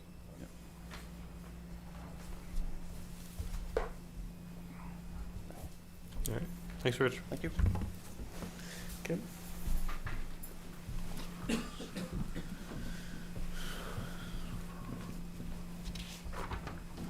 Hello. For those that don't know me, I'm Kim Butler. I'm the director over at the library. So our statistics represent our final counts from fiscal 23 based on most of what I report to the state in order for us to qualify for our certification and our state aid. We had a very good fiscal 23. It seems to be keeping the trend of moving up and recovering back from COVID, with people coming back into the buildings, taking things out. We've definitely seen a logical increase in people using our electronic resources, our ebooks. That seems to have maintained. People discovered it during COVID and have continued using it. I always like to plug that we're, in our population group, we're the third busiest library in the state of Massachusetts, which is we're a little surprising when people hear that in context, but we're very proud of that. I was very surprised at the number of visitors. We saw a huge increase in people through our door, with over 73,000 people coming in through the door last year, which was at least a 20,000 increase from the year before, the previous fiscal year. So we've definitely had a good year, been busy. I'm sorry, Kim, do you think that gets you back to pre-COVID levels? We're Clearly, close, during yeah. COVID, it would have dropped off. Right, exactly. We're Or is close. it actually up? I think with doing more programming in person, doing more story times in person, that's definitely brought families and our community back in, which has been great. So, for our budget, the salary is the 2% union COLA that works in for the new bargaining agreement, and then the expense lines are largely all contractual increases. It's usually our membership fee for the consortium, which includes our e-content, which is our e-books and our e-audio books. That has significantly gone up year to year based on the use. It's definitely something libraries and directors are looking at in terms of how we allocate our funding, in terms of what we spend on physical materials and what we spend on electronic. What else? Some of our our heat and utilities expenses always go up every year. Our IT contract, our janitorial contracts, those all go up incrementally. So that's that small increase that you see there. Quick question. Sure. Where's the membership fee for the consortium? Is that under subscriptions and periodicals? No. or tech? It falls under technology, which is a weird one. That was another one I inherited coming in.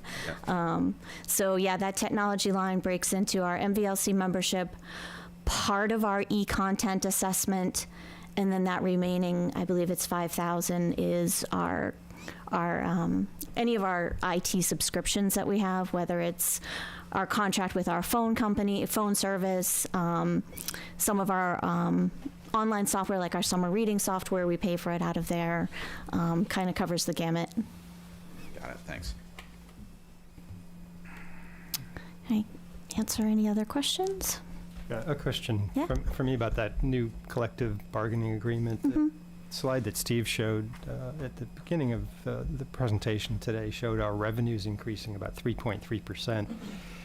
It looks like an agreement has been reached with your union employees to receive an increase that exceeds the rate at which the town's revenue is increasing. So I wanted to get a little better an idea of what's in that and what should we expect in the coming years in terms of wage escalation, if it's outstripping the increasing revenue in town? Yeah, I mean, well, it is very difficult to settle an agreement within our revenue constraints. However, the slight tick above was a 1 year thing. It's moving to a step scale. So in moving to the step scale, the step increases. So you get your, by and large, you got two components of an increase in a union agreement. You have your step increase, which is like your longevity. Every year you get, a credit for another year's service, and you have your cost of living adjustment, which it increases the entire grid by that amount. So in this case, I believe they had was it a 2 or a 2.5 in year one? A 2, I think it was 2 in year one, plus they had a 1% for the step, and the variance in moving from a static pay schedule to a step plan accounts for the other like 2 or 0.3%. So is that 3.5% roughly? Yeah, so next year it should be less than 3.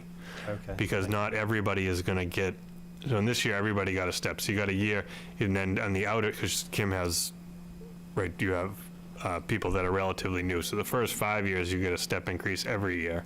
In the later years, you get a step increase every 3 or 5 years. So in any given year, everybody could get 1% plus the COLA, or you might have half people get just the COLA because they're not moving a step. So this next year, this number should be, all things remaining constant, should be slightly below the 3%. So the turnover and rehiring is also impacted too, because you have a greater proportion of people in that 1 to 5 year. Exactly. Yep. Exactly. Yep. Yeah, and this is, well, they organized 3 years ago, so you're still you're working on a new contract where there's a lot of disagreements on how the wording of the original contract was intended to affect both the labor side and management side. So we worked through some of those differences in the renegotiation of the contract, and we're continuing to work through other differences through the arbitration process. The library is part of a library consortium, but this negotiation is specifically between towns of Hamilton and Wenham and the staff at... Right, so for background, the library is a shared service. We pay 1/3 of this amount of money. Hamilton pays 2/3 of this amount of money. Even though the library is located in Hamilton, we're the lead on the service, so we're required to maintain the facilities, and we own all the collective bargaining and labor costs. And I guess capacity or effort. So that's on us to manage and then give the assessment to Hamilton at the end of the year to split up the associated costs.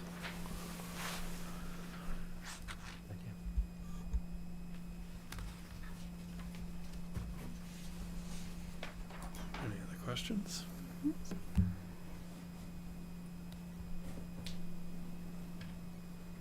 Nothing else for me. Thank you.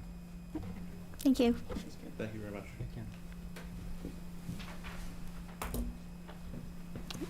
Joint rec. So this is another another shared service. This is something that Hamilton and Wenham have joined together. We essentially pay 1/3 of Sean Timmons and his assistant salary, benefits, pension, etc.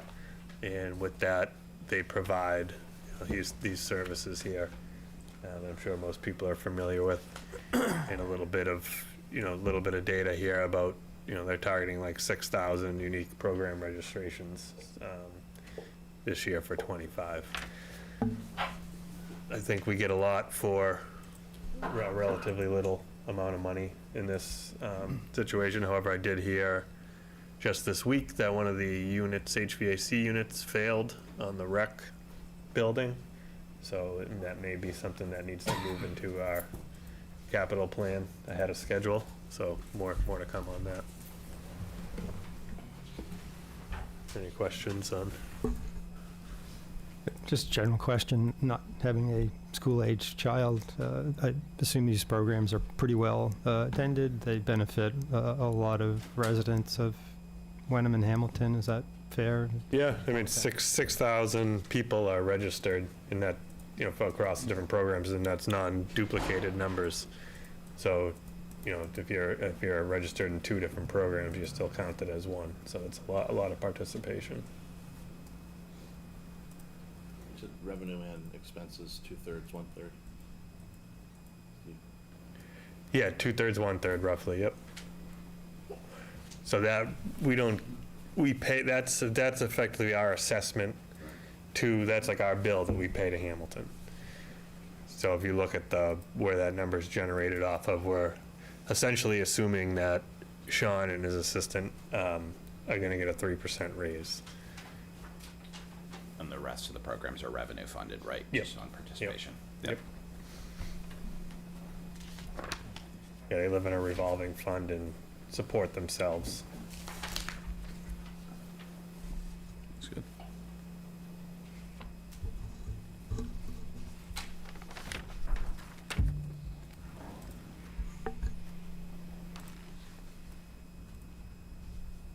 All right, this is our health department. So in Wenham, we are an elected board of health, and we do the, basically like when you get a septic system, Title V, food service establishment, private wells inspections, and then recreational camps, mostly the museum, where they serve snacks and things like that.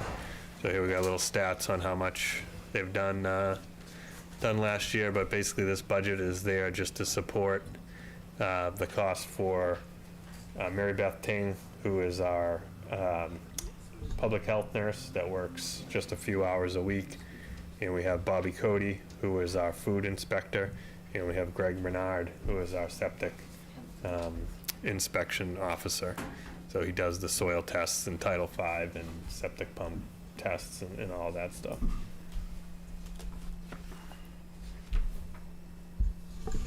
Just a quick question Yep. to me. I think I asked this last year when it was added to the budget, a storage facility for the flu vaccine. It was my impression that that was a purchase last year to $2,400, but it's in the budget again for this coming year.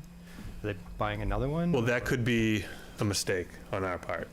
If it's still in there, then we can take it out. We'll want to make a note to check health. That should have been taken out. Okay, yep.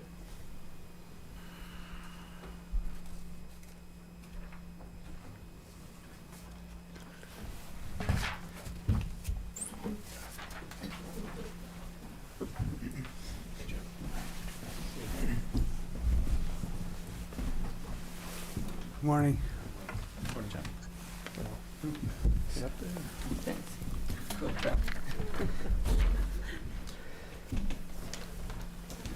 Hi, my name is Jim Reynolds. This is Jeannie Morand, my better half. Yeah. I think you've seen the number. The numbers are here before you. I think in particular that our events number is very exciting as far as proof that we're doing our job if it comes to, providing either resources or activities for our seniors in town. And then as far as our van rides have kind of fallen off a bit, but we're pretty much level there. And then as far as otherwise our budget, we've only have the estimated COLA and then longevity for me as far as on the salaries end. I actually don't even know what the $1,000 previously unbudgeted program cost is. But I put that in there. Historically, we transfer about $1,000 or so to the COA budget for the last few years anyways. So that was just me putting it in there to, they run pretty, you can see from the historic on the actuals, they run pretty close every year. And just so we don't have to overspend and then go through the effort of, well, it's not a lot of effort, but just go through, the function of transferring funds to, so we don't run a deficit at the close of the year. We also, we collect quite a bit of revenue through the van. Not I wouldn't say a ton, but it's I don't ever really see that number, but certainly it's enough to cover the $1,000. So in any case, and as far as our goals are concerned, I think I explained in the accomplishments everything pretty clearly as far as our FY25 goals. We just continue to work on collaborating with Hamilton. I think that's both from the standpoint of our e-publication, our newsletter. None of that was going on before. So, and I think we're stronger together. We can offer more together. We both have small facilities. So I think that's been going well. And then, I think we're just continuing to increase awareness of what's available for people. And, I think isolation is kind of for people in 16 over, particularly, older folks, is certainly a problem. So trying to rattle them out of their homes and get them to do different, get them out for different activities is important. And then improving our outreach and communications through our programs, which include caregiver support, low vision, and otherwise hearing, which is always good to have people in the room with the same malady talking to each other. So all of those have proved to be successful programs.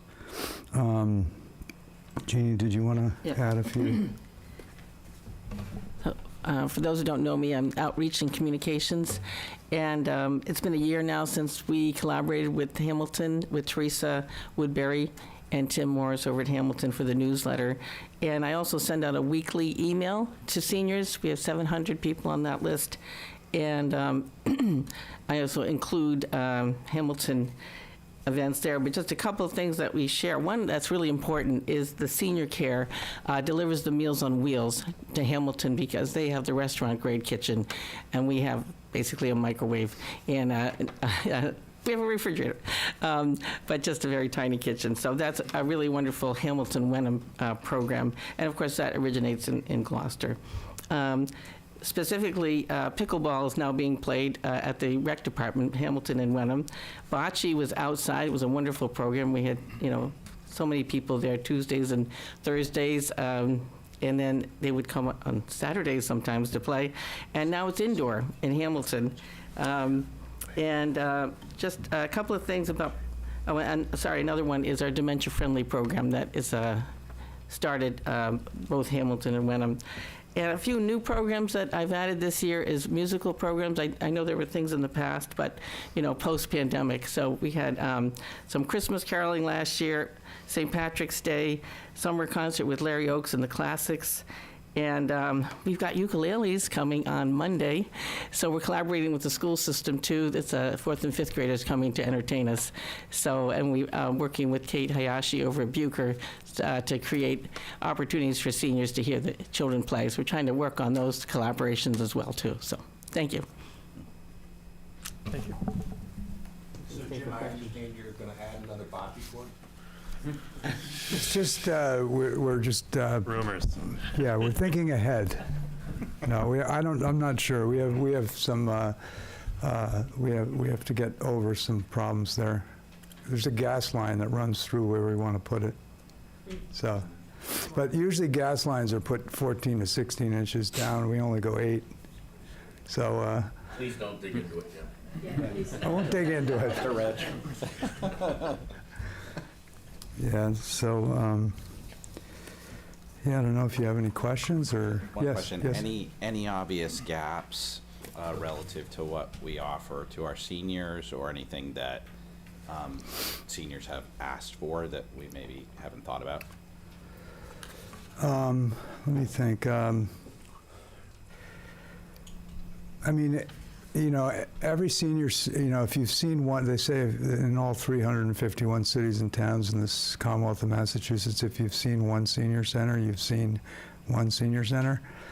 You're limited by that, so like if you go to Ipswich, I mean, they've got a knitting room and a computer room and so forth. So, eventually I think it would be wise to embark on an idea of a bigger center.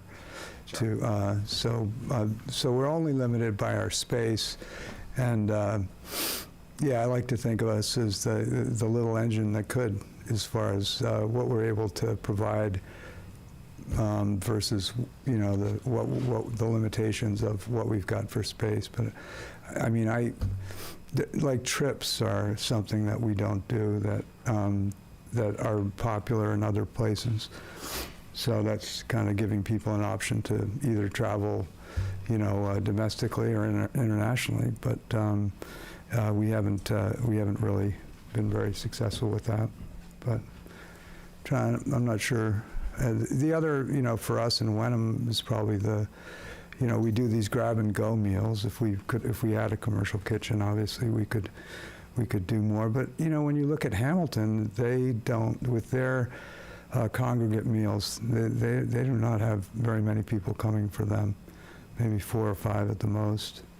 So I wouldn't put I'm not concerned about that. Grab and go meals are great.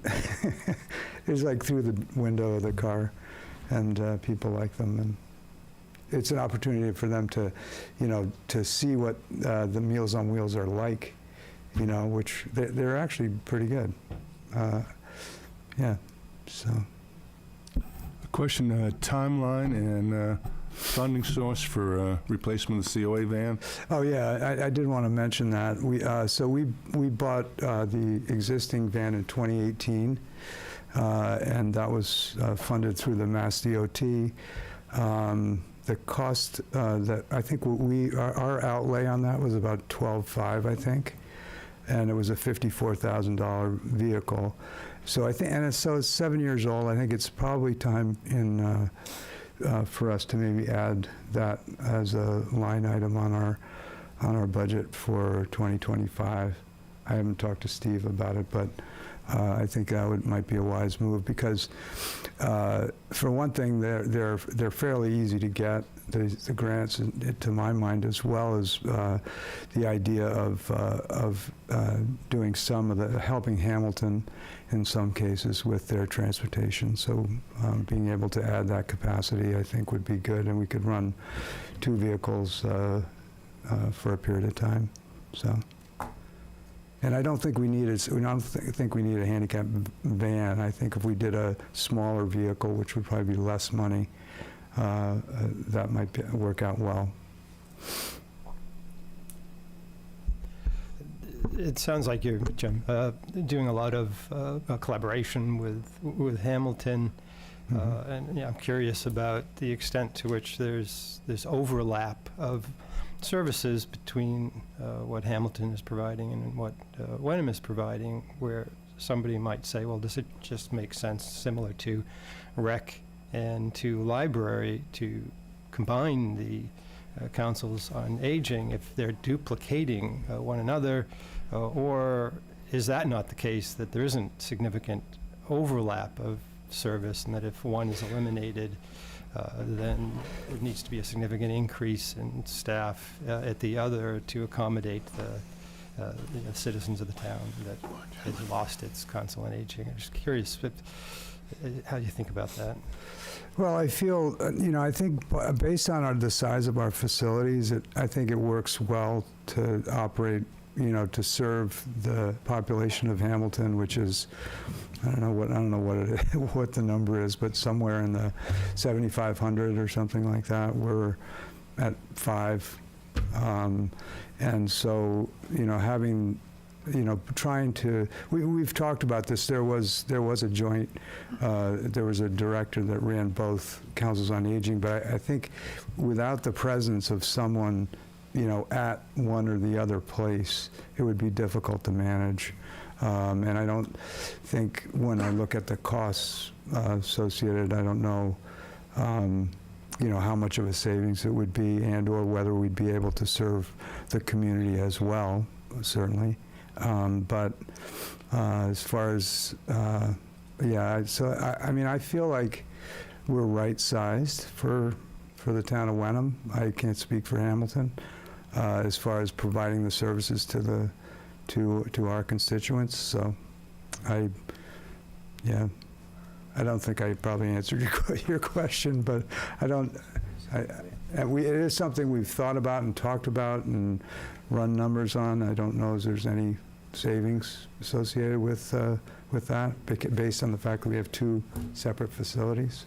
At the point in time when we have one, I totally feel that can be done by a person and a staff. Thank you. I would also recommend for FinCom folks, you should go over there and see what goes on. I did. Yep. It's really quite amazing what happens. The one council on aging. I Yeah. go over on a Tuesday or a Thursday morning. I said I've been to more parties over there than any other venue in town. Yeah. So in some ways, it's dumb luck, because we've got a group that comes that used to go to Henderson's that comes for coffee every morning, and they've all been involved with town government at one time or another. So for the however long they've been there, which is about 2 years, I think, I've learned an awful lot. I don't know if it's all true or not, but yeah. And just in terms of equity, this is one area of a town budget where, honestly, you usually like to actually see a little bit more spent than it is, because if you think about how each dollar of town spending breaks out, and the folks who kind of face the toughest struggle with tax rate and whatever, this sometimes is underrepresented. So when you hear about having a robust, program over at the senior center and with the Council on Aging, I think it's really important for a town to have that. Okay. Thank you. Thanks, Jim.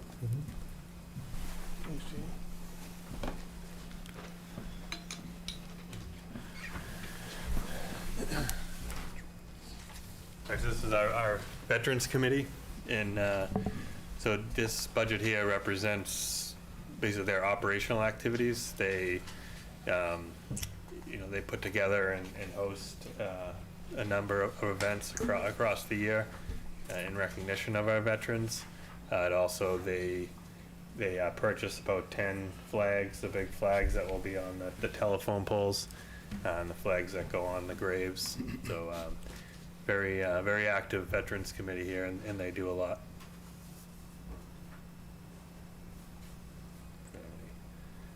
Any questions?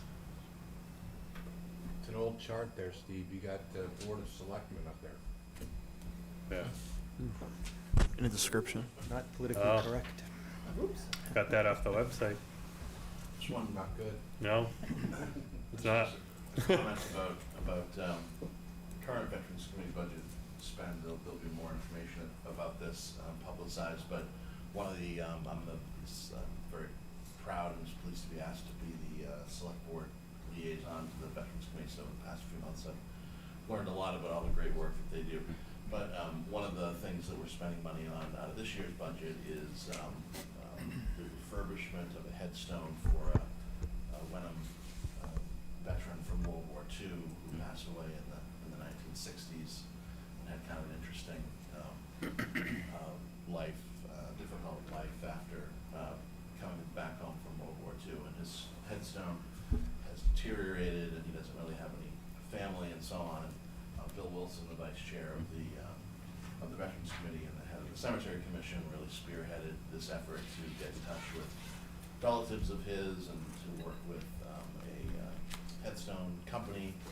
And I think next Memorial Day, we're hoping that there'll be an unveiling of this really nice, saw a rendering of it last week, headstone honoring this one veteran. Yeah, for any folks that are interested in hearing more about it, Dean Peterson's been invited in on this coming Tuesday. He'll be doing a presentation to the select board about all the great things they're doing. Yeah, I think they're doing the wreaths today. Yeah. Yep. Yes. Yeah, 351 wreaths, is that? 500. 500, well, all right. Don't listen to me. Got any other questions? The wreath laying or hanging, is that a new service that? It's not a town Program? service, it's privately funded. I see. In about 5 years we've done it. All right. Eric?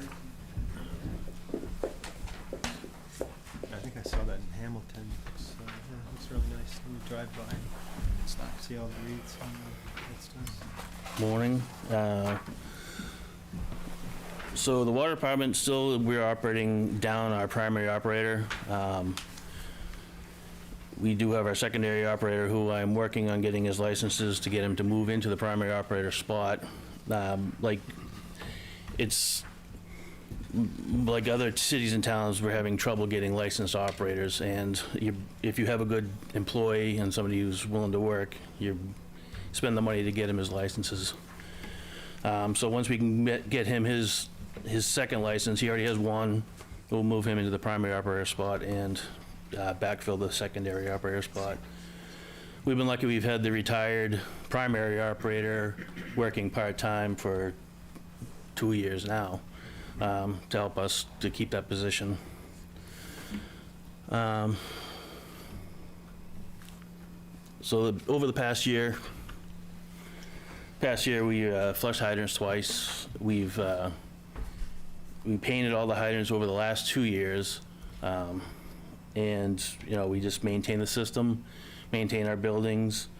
We have monthly sampling, quarterly sampling that's required by Mass DEP.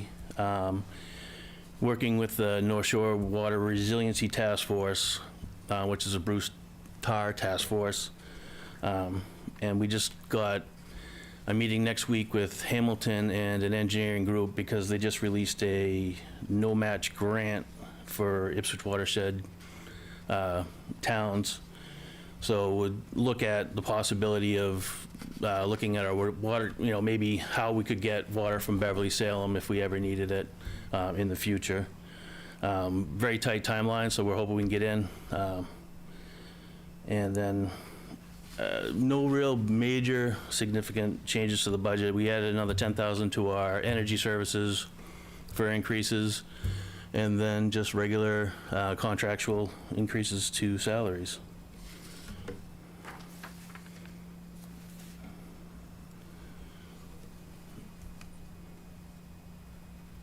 Our meter reading software is no longer being supported. We got notified that in October. So as of the end of May, that it won't be supported any longer. So we're going to be having we'll have 2 articles on town meeting to move money from our reserves, 15,000 to pay for software is proprietary to our meter reading system, and then 100,000 that we want to use for a water system study that will give us more information on our study and give us a better roadmap for where we want to be in the future for the next 5, 10, and 20 years. And those will both be just, we'll be using reserve fund money, well, our water reserve fund money for that. Yeah, I think we looked at that the other day, and you have about 140 in the reserve, so you Yeah. use about 150.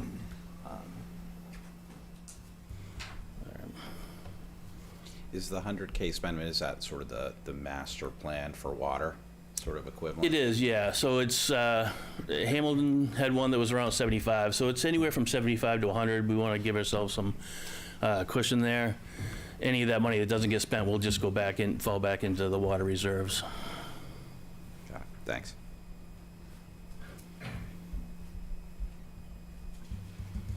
Eric, you had mentioned last year that the town's 2 water tanks were coming up at some point in the next year or 2 for being repainted at the cost of about $250,000. Just kind of curious what the timetable looks like, and is that something that would be paid out of reserves, or would that be a separate capital request? It could be either paid from reserves or we could do a ban and pay from our reserves.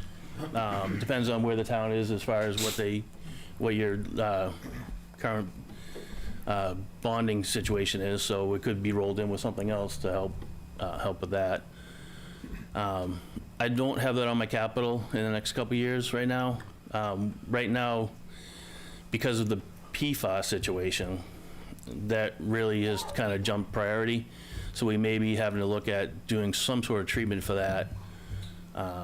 So that could be up to, maybe $1 million package plant that we may have to add to our water treatment system, so. Okay, so that project's been pushed off into the future sometime. Yeah, it does need to get done, but it's not the priority right now. Is that more cosmetic? It is. The steel tank, it's to keep it from, it's epoxy on the inside of the tank to keep it from rusting. But that was done in 2008, so.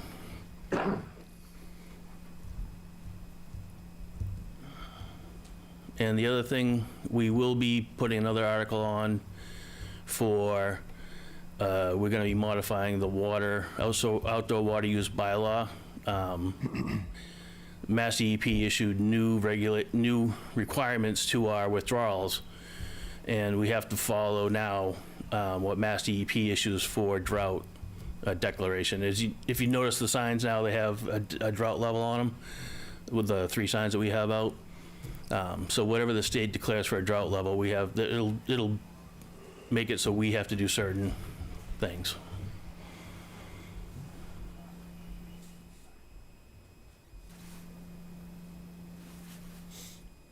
Sorry, could you talk a little bit about the PFAS that you just mentioned, because that's definitely a big problem in Wenham.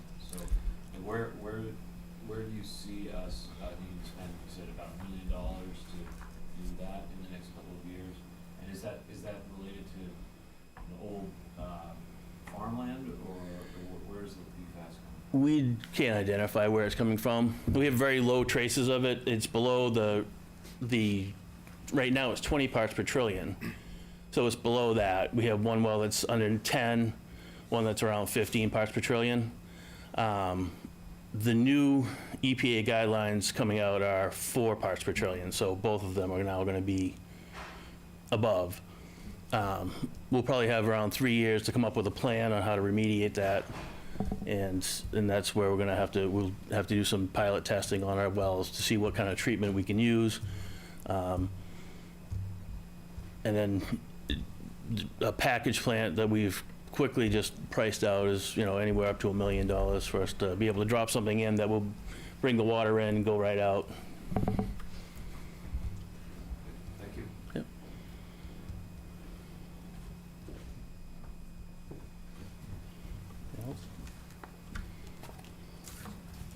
Okay, thanks, Eric.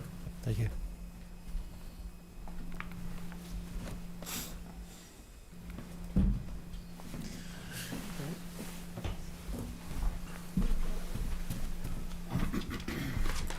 Good afternoon, or good morning, I should say. First, I want to specifically thank Jeff, Steve, and Finn for taking the time to talk with me and go over some of these things as we navigated through this year, getting ready for the next year, next fiscal year. Where things are looking good. We're real proud, myself and the deputy, of where the police department stands right now, where we're headed, some of the accomplishments that we've made, and some of the goals that we have moving forward over the next year. And I can certainly chat a little bit about that. Right up the top, specific to one of our goals for this year and positive accomplishments is the accreditation. We're accredited through MassPAC, which is the mass accreditation for law enforcement agencies. Deputy worked really hard this year and did a really nice job with our on-site, which was in October, where we had 3 assessors and a team leader come in, go through all our policies, procedures, and basically taking a strong look at our high-risk items relative to use of force, evidence procedures, hiring, recruiting, internal affairs, bias-based things of that nature, obviously all very important things. And it was tied in with a new addition and set of standards that was basically put into place in response to the post guidelines from the state. So what had happened was, with the police reform, with Massachusetts Post, it triggered some of these policy procedures, regular duties and responsibilities of the police officers in the state. All that tied in created a new set of standards that the DEP had to hop on and retrofit that to the day-to-day operations for the men and women of the Wenham Police Department. So it was more work than the regular 3-year cycle that normally would entail because of those changes. And proud to say he did a really nice job. All the men and women of the department did a really nice job doing the right things day to day, and it put us in a place where, as with any on-site, you have to make some changes, which is fine. We're doing that now, but we're scheduled to be reaccredited by way of that on-site. And it's a voluntary process. Not every department in the state does it. We've been involved for a while now, and it's putting us where we need to be.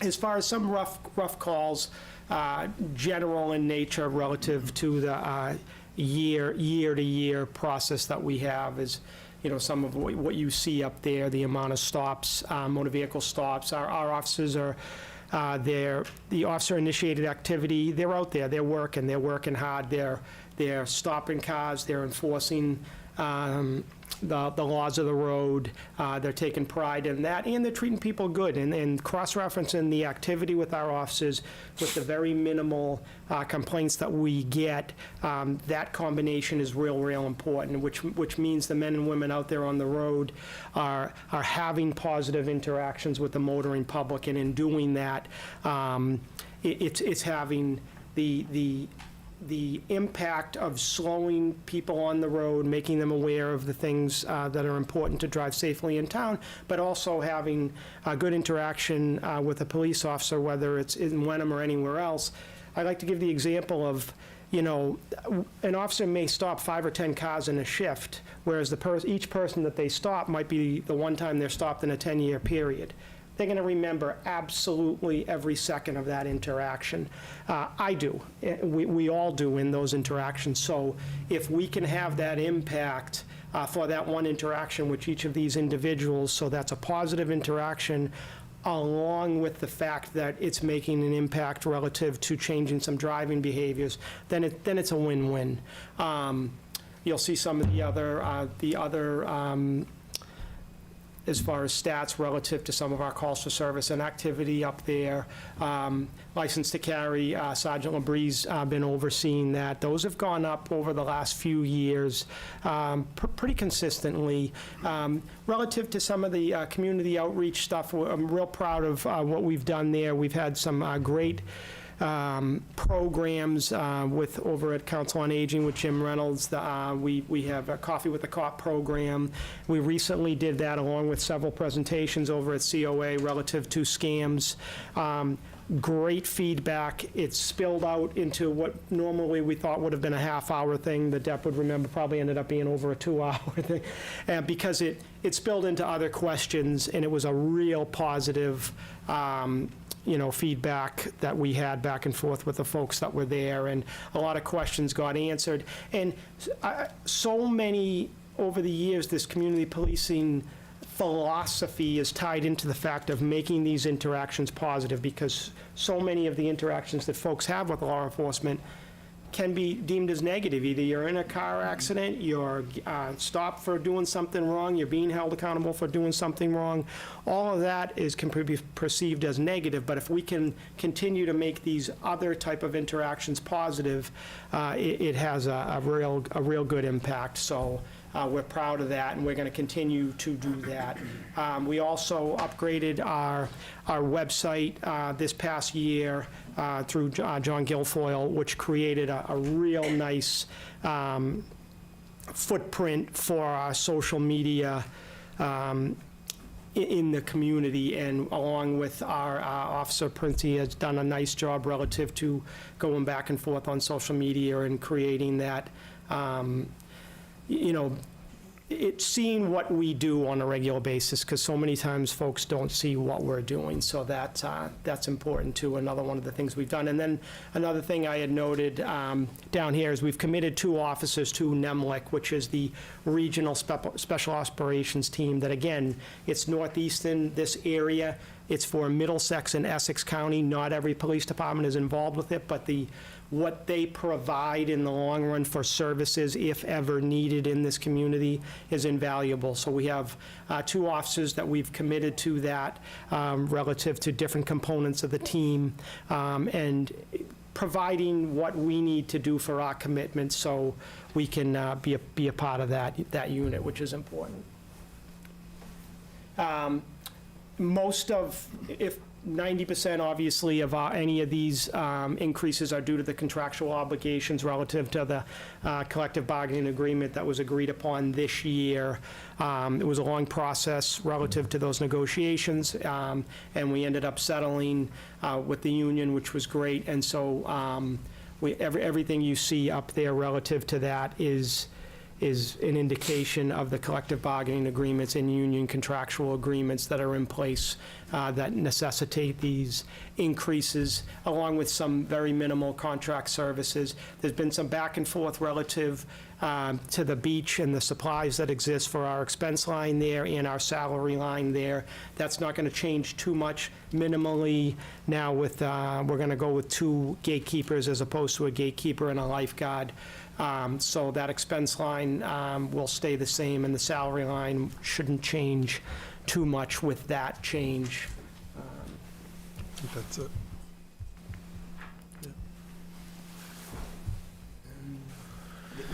The detail pages aren't in the presentation, if that's what you're looking for. The details? Yeah, we only had the high level stuff. Oh, got it, yeah. I ran some other numbers just kind of to see where we're at with certain areas. As far as traffic detail hours worked, just for this, I ran it by calendar year. It's about 4,000 hours of traffic details worked by officers on the roads in Wenham, which I was even surprised by that number. I didn't expect it to be as much as it was when I did that audit, if you will. Trying to think of any other statistics that I ran. They're out there, they're working hard, they're being active, and they're treating people good, and that's what we want. We're also in a hiring process now.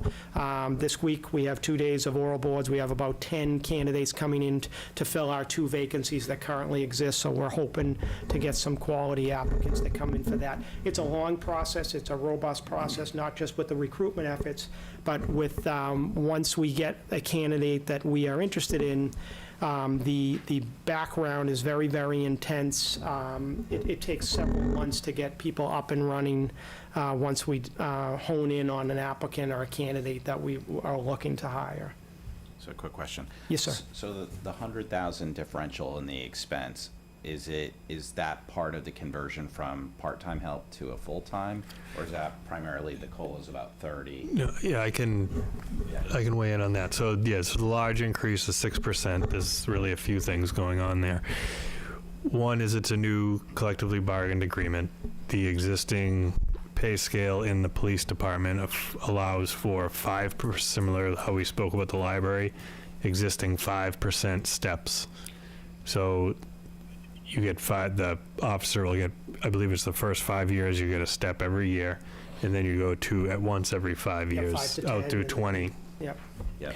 So particularly in a police department that has a lot of new guys, which this one does, right, especially now where we're hiring a couple more that were vacant.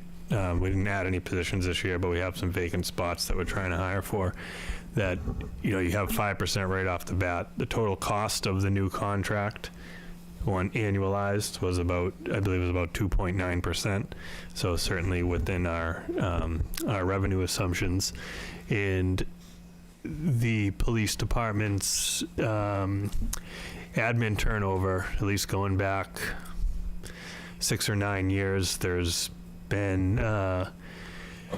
partially due to the one thing we worked on this most recent contract was to actually quantify and put into place a numeric pay scale, where before it was an attempt to basically spell out benefits and pay rates in verbiage, in numbers. So it left a lot to the imagination, but if you ask 4 people to calculate the rate on a third-year police officer that gets, that has a bachelor's degree in an EMT, you'd probably get 3 or 4 different rates, right? So, and that has been compounded over, a decade or whatever. So we went and it was a very long process, but we negotiated essentially an entirely new contract. The benefits effectively remain the same, plus it was a 3-2-2, so 3% COLA in year 1, 2% in year 2, 2% in year 3. The creation of a small stipend for a training officer, so that anticipating the need for additional training officers because of the new police officers that come online. So a training officer, and you probably add more color to it, is someone that will go out with the new officers and make sure they know Wenham and know kind of how things work. It was a need that the department needed. They couldn't get people to step up for it, so we tried to compensate for it, and I'm not sure how that worked out, if anybody had stepped up for it. Yeah, it's a tough job. It's a tough job. It's a thankless job to be a training officer, so we added that stipend because of the extra responsibilities, extra after-hours work, extra liability, every shift, and especially if it's not a certified officer, to bring a new officer in that's green, if you will, it's a whole lot of work. Yeah. And then so if you look at it, and the other exercise we did for the first time that I could see was, and you can see in your book there, the salary detail for the police is very detailed, right? So we're actually trying to figure out exactly what it costs to put for the town to put an officer in the field each year, and going forward that will be the standard, so that we don't kind of get ourselves in a situation and not. Like we had enough money last year, and the COLA is 2%, so we'll increase the one line item by 2%, and that should cover it. So now we know exactly how much labor is costing us. So if COLA is stepping down from 3 to 2, Yep. should people expect then that salary and wages line item, which is a 6% increase for FY '25, would be 5 in '26, and then another 5 in '27? I mean, how does Well, it depends on how many. Every officer is going to get 2% next year, if we're talking next year. Which would be the third year technically, because Yeah, which should be the third year, right? Because it expired when I got here. But some officers will get a 5% step increase. So their contracts are all public information. I can provide this to anybody who's interested. And so if everybody got a 5% and everybody got a 2%, you'd see a 7%. If you have senior officers where, only 1 or 2 people got a 5% and everybody got a 2%, then you're probably somewhere in the 3% overall. So it really just depends on the level of seniority of your officers, how many people qualify for that 5% step, similarly to the library, except your library is 1%, police is 5%. that's the variability in the contractually obligated labor costs. And who we bring in, too, makes a difference. We could bring in a 15-year certified officer, which would put them in at a whole different category as opposed to a brand-new officer that hasn't even been to the academy yet. Like we have now, we have an officer now who's getting out in January.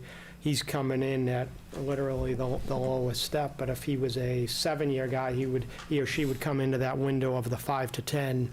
If it's a 7-year with a master's degree and who's an EMT, and there's all different variables that can kind of change that.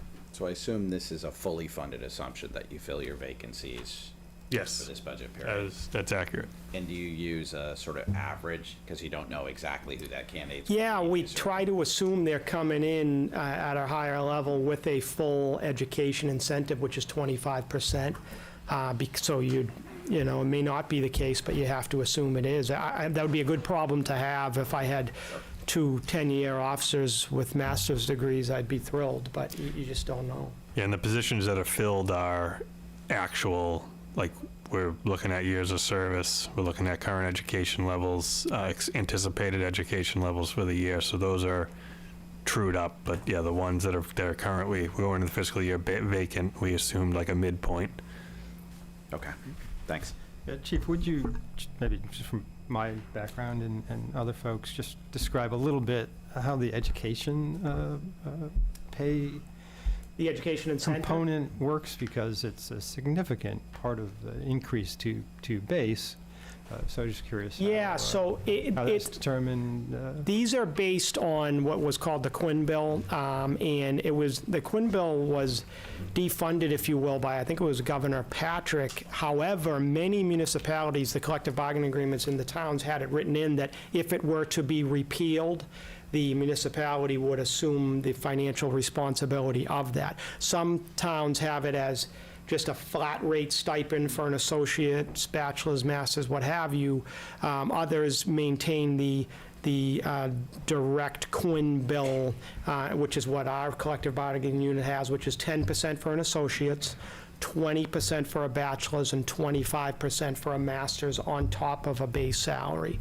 So that's what is currently in place with our officers, are part of Mass Cops, which is a strong, biggest police union in the state, and that's what they had bargained in. So, and the goal at the time when it was put into place, I think it was the early 90s, was to attract better educated police officers. And it's narrowly defined, too. You couldn't have an officer come in with a bachelor's in, philosophy. They wouldn't qualify for that incentive. It has to be, criminal justice. We tweaked it a little bit with... Political science was one? Yeah, political science. And it's still very, I think psychology is allowed. It's still very narrowly defined. So it's not broad, open to everything.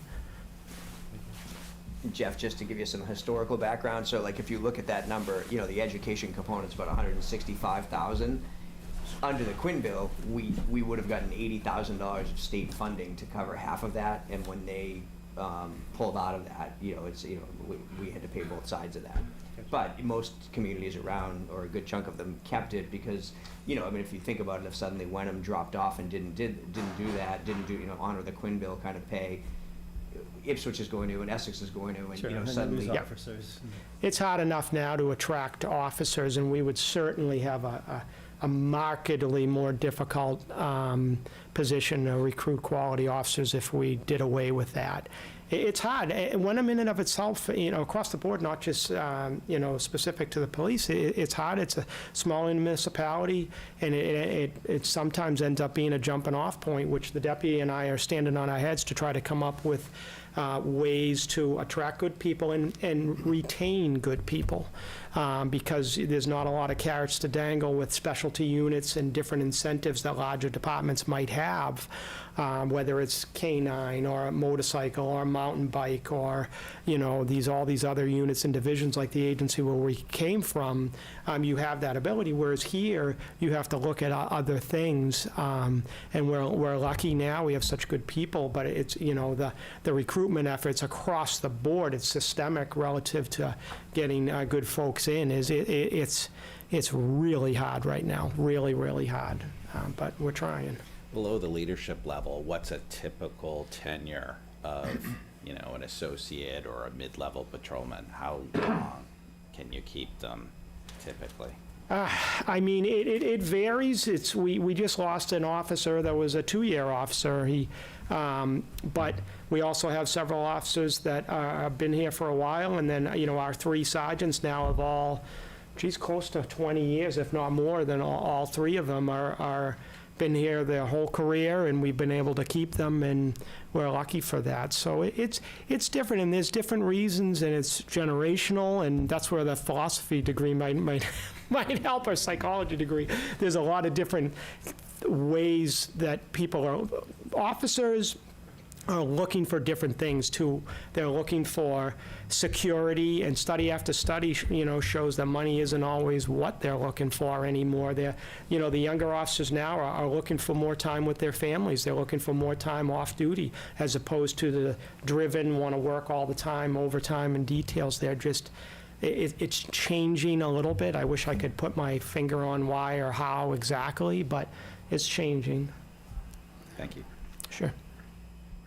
You had noted there are about 2,000 motor vehicle stops during the year. I'm just curious, is that you stopping Wenham residents? You stopping people traveling through town? So what creates that volume? Yeah, midweek during the day is when those out-of-town, probably more out-of-town residents are being stopped, just because of the thoroughfare coming in, and 128. We're able to patrol there. We don't a lot. State police handles a lot of that, but we do get out there, and we're legally able to get out there.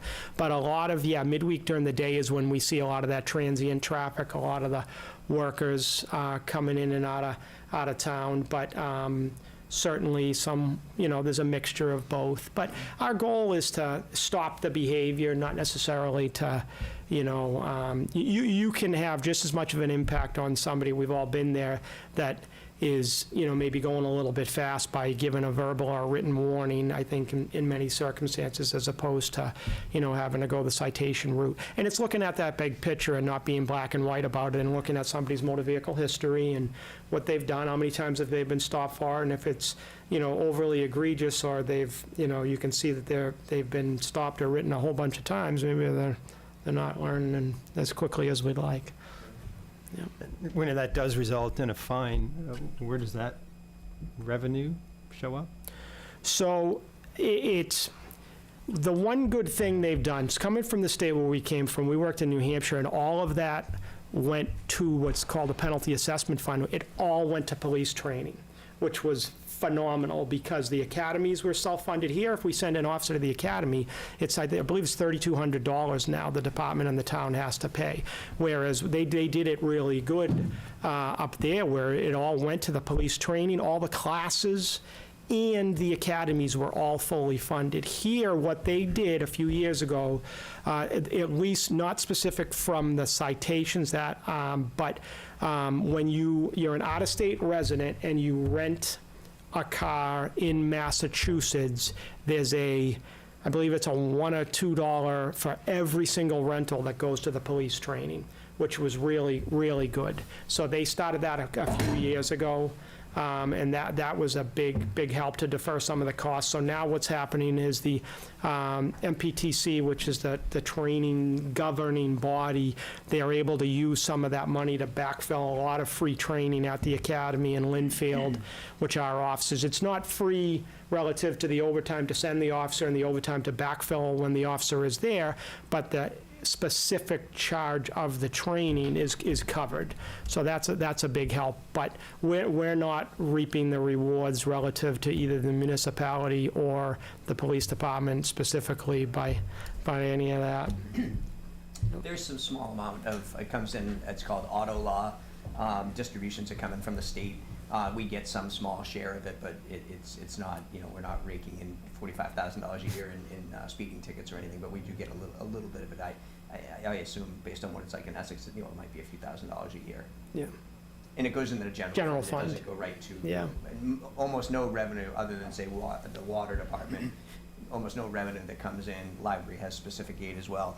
That all comes into the general fund. So there's, the departments don't reap the rewards of, And it's probably cleaner and better that way anyway, just whether it would go to, yeah, it's better.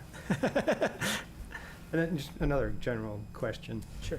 The shift differential, I assume, Yes. pays officers that are working overnight. There must be 3 shifts. What are those? Yeah, so day shift, there's no differential on days. Believe it or not, some agencies do that.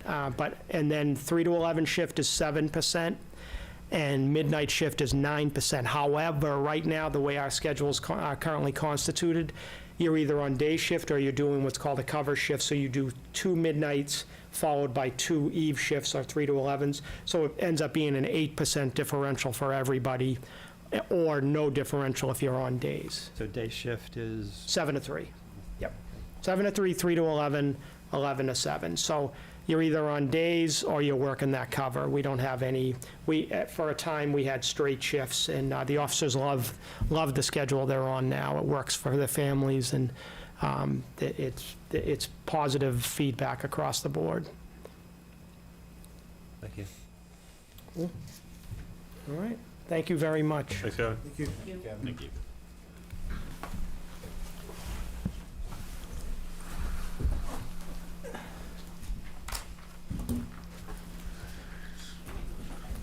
Good morning. I too would like to thank Steve and Jeff for putting the budget together, and Finn for the great conversations we had. So give a little, I know there's a lot of new faces, so just a quick overview of the department. The department's responsible for many aspects of public safety, including all fire incidents, all hazmat, all medical. Department operates a basic life support ambulance, and we contract out a advanced life support ambulance, which is Atlantic. And department provides fire prevention services through permitting, inspections, education, and training.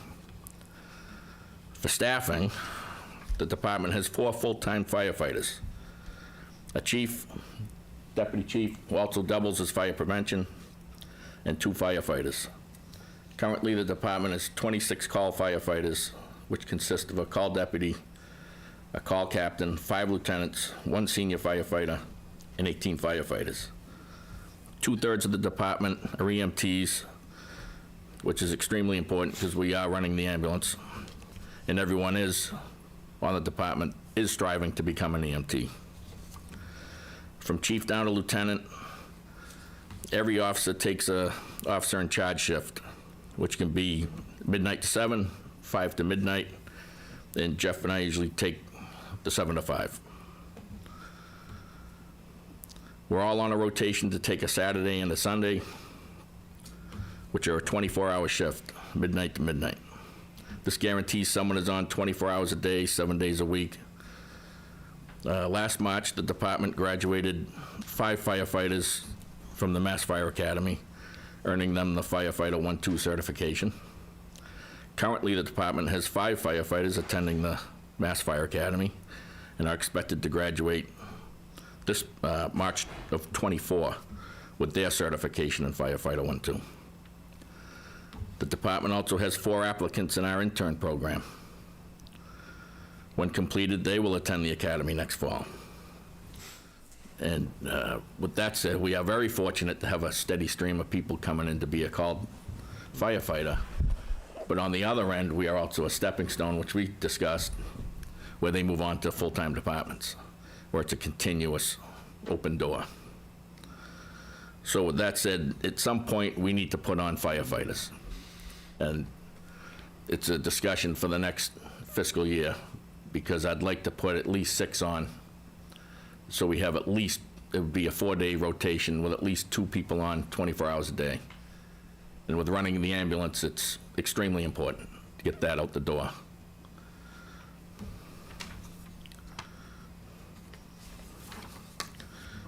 And the revenue alone that we generate through the ambulance, I mean, like, we don't see any of that. That goes into the general fund.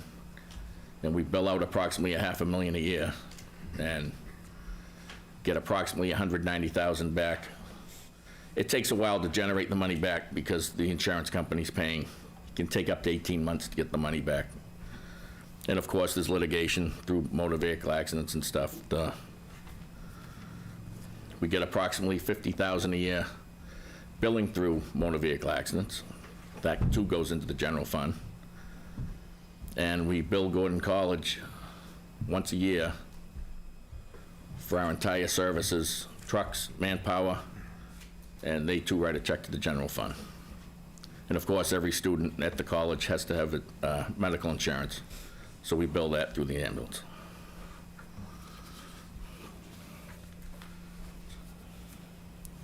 So we had a total of 3,544 activities, 4 fires, rescue and emergency medical calls, 436. And again, that 436, it's becoming almost 55% of our calls now. Hazardous conditions, 38.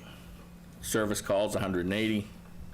Good intent calls, 57. False alarms, 154. Smoke and CO inspections, 117. Common victular inspections, 3. Certificates of occupancy, 67. And all inspections, including fire alarm, sprinkler, building plan reviews, 135. And we do spot checks at Gordon College, 2,352 spot checks in 48 buildings in 12 different areas of the building. And that's 5 firefighters, it should be, not 1.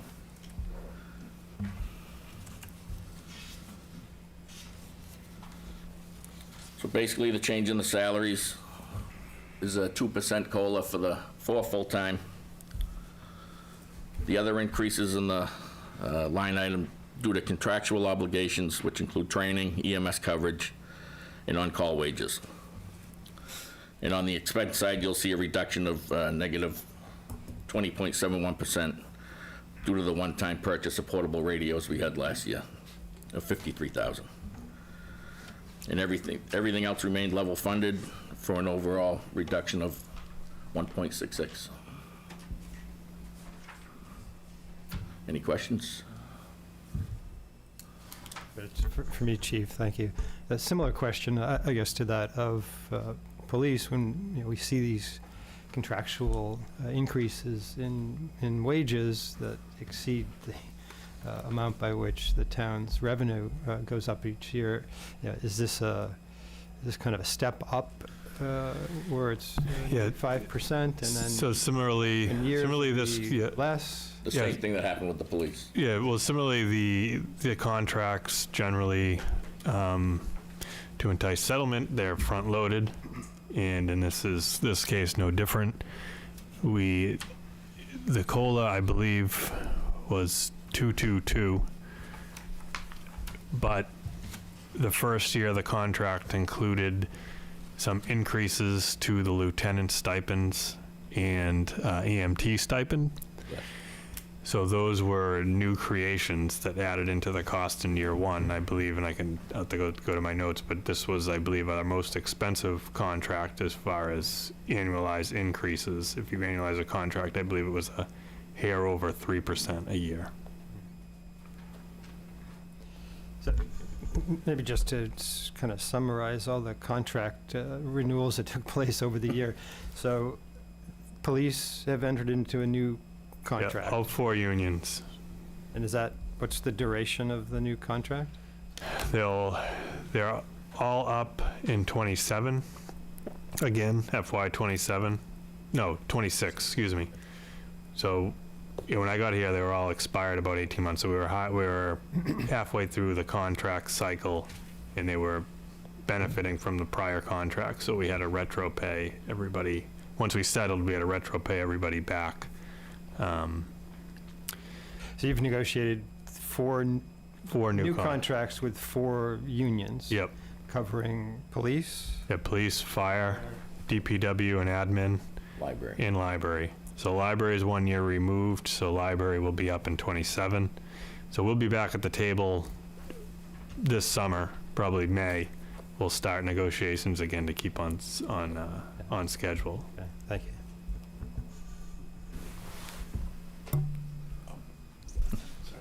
Question about Gordon College. Do you know offhand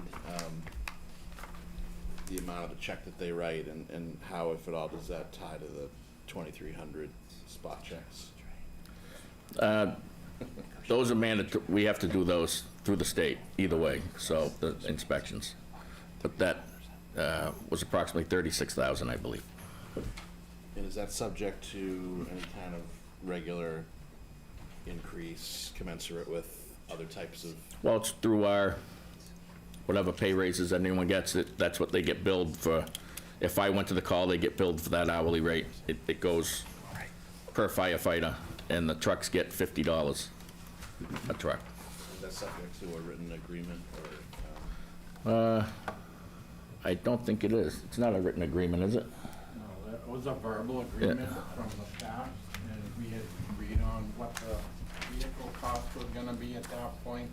And obviously, I'm sure everybody knows, the school doesn't have to pay us anything. Right.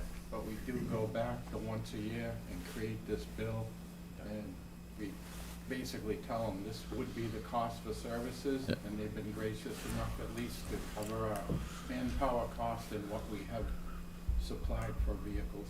And we meet with them several times, and we have a good rapport with them, so. Yeah, I noted in the stats you provided, 154 false alarms. Is that people that have hardwired fire? Yeah, well, I knew I was going to get that question. We don't know it's a false alarm until we get there. Sure. But yes, it can be a spider. Yeah. It can anything. The dust workman, and it's a. Do people have to register those systems with the town? No. They have alarm companies that, some of them will call on their own, but most often the alarm company notifies dispatch, and dispatch notifies us. That's just because the town I used to live in actually required people that had those systems that could call the fire department to come to their house to pay a fee. Yes. It's usually after three alarms they pay. Yeah. We're not doing that here. No. Considered? Yeah, I have, but. False alarms, you would think eventually should I live in become town. Punitive. I wouldn't want to pay.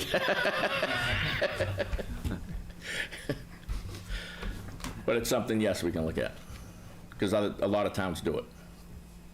So that is something I will look into. I had a neighbor build a house, and they had to have wire. They were required to do this. So they didn't want to have the hardwire automatic, but they got it installed, and I think it was 3 or so times in a week that the new system was calling. Yeah. I mean, they didn't want it hardwired. They were told they had to, and now to pay on top of that, you could see where the frustration. And I think a lot of that, after your third one, I think you will see, I mean, it can backfire on you. A lot of people will disconnect their fire alarm, so they don't have to pay. It's kind of a double-edged sword, so, yeah. Mine's hardwired. I took one down. Yeah. It always goes off. Yeah. So we'll be over to see your house later. There's your first fee. And we were also lucky to remove an item from capital, the Jaws of Life, Right. which some of you got to see and use, and Yeah, no, I enjoyed that. That was that was almost very- very $50,000, so interesting. Yeah. that was, cut open a windshield. yeah. That was pretty cool.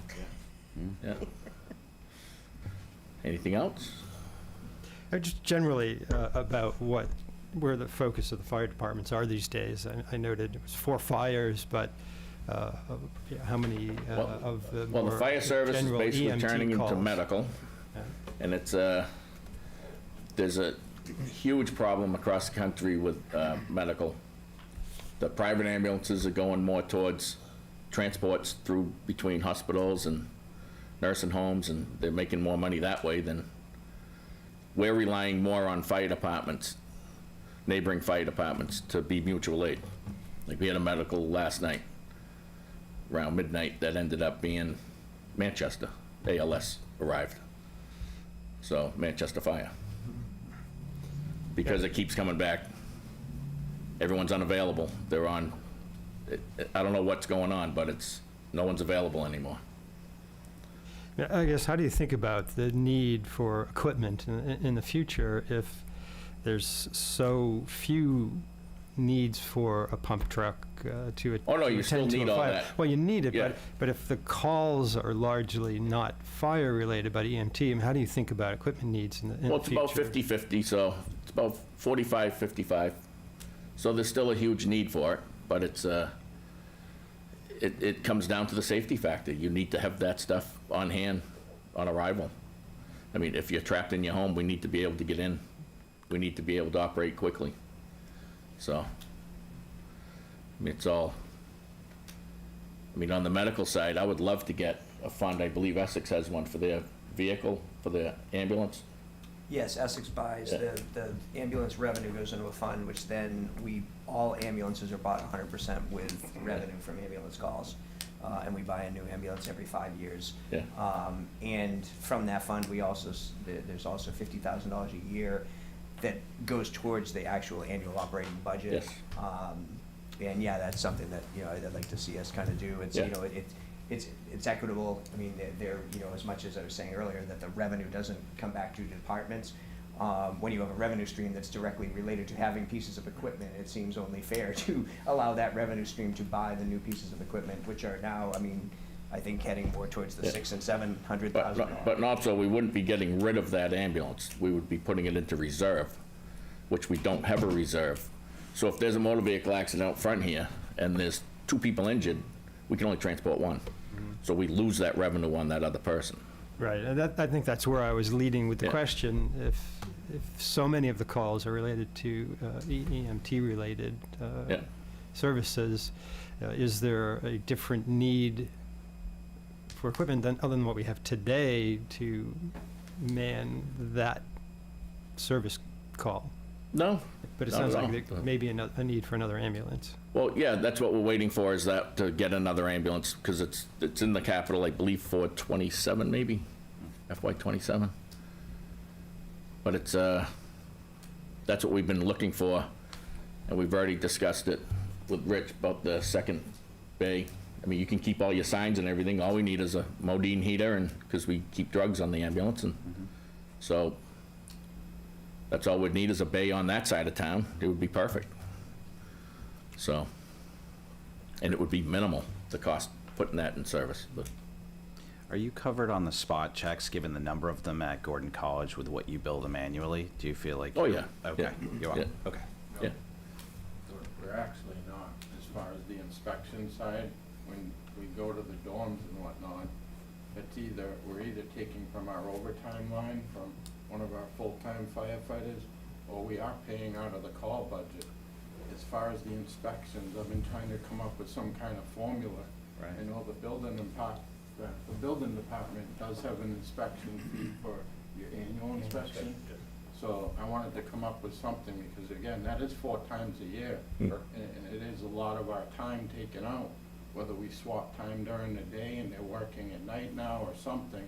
Right. Again, we're trying to make a balance for That's even with coverage. Buca, the Buca school too. Have we We gotta had do all that. conversation with Gordon? That's something I'd like to speak with Steve about. Yeah, well, and also they already pay. Yeah. So we try and keep it, And it's an unwritten pay. yes. So like they're not well, I guess they could feel obligated, but there's nothing that forces them to pay. So they could just decide next year that they need to free up some funding and be like, well, we don't have to pay Wenham for these services. It's always kind of been, just something we've done in the past. It's That's kindness of our why heart. we don't bill them for that. That's, So I think it's, you just want to keep that in mind when you go asking them and highlight it that they may, right? Because we've approached them for pilot payments and Yeah. there's no appetite for that at all. So and that's something we can have a conversation with the college to. Yeah.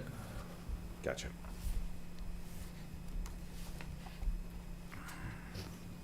Anything else? No? Thank you. Thank you. I'm gonna head up and set up. all right, see ya. Thanks, guys.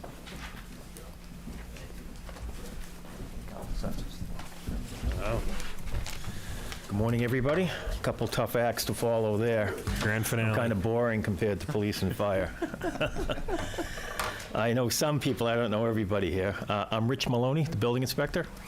I've been around, if you don't know me, for since 2001. So that's I've the known you. highlight. So we are a shared service with Hamilton.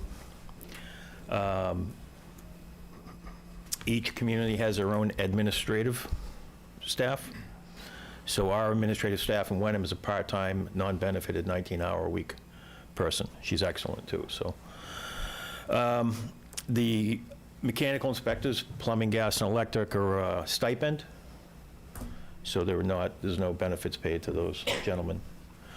Those are our numbers through the beginning of the month, permitting-wise. With that, we do, 400-plus inspections with the permits that we issue. And we generally exceed our cost most of the time.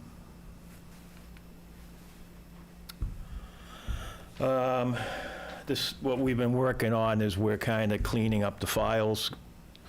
In the past, they would take the permits per year and put them in a box and put them in the basement. So if we get a lot of people coming in looking at property records for sale. And so what we're doing is we're taking the building permits, electrical permits, plumbing, gas permits, and putting them in the file upstairs, so somebody comes in and looks at the property, they can see all the permits that were pulled on that. Then we're taking the plans that have been folded up and rolling them out, and we have a system where you can look up the plans by address. And that's where we should finish that this current fiscal year. And once that's done, what we're looking to do in the next fiscal year is to start scanning all the documents, so you'll be able to have a database that people could look up online. The same thing instead of coming into the office. Are most large towns rich digitizing now? So everything sort of gets scanned, or really varies by, okay. Yeah, and we just, Hamilton actually was up until July 1st, was still handwritten permits. So we went to an online permitting system July 1st. We have an online permitting system here that's kind of not user-friendly from either end. The contract is up June 30th, so we're not going to renew that. The model that we're using in Hamilton is called Permit Link. There is no fee. They make $10 off every permit issued. They bill once the permits are issued. They set the whole thing up. There was no cost. So they're going to come in and do a demo for us. We're looking at a couple other systems, but generally they cost a lot of money. So the Permit Link has been working great for us.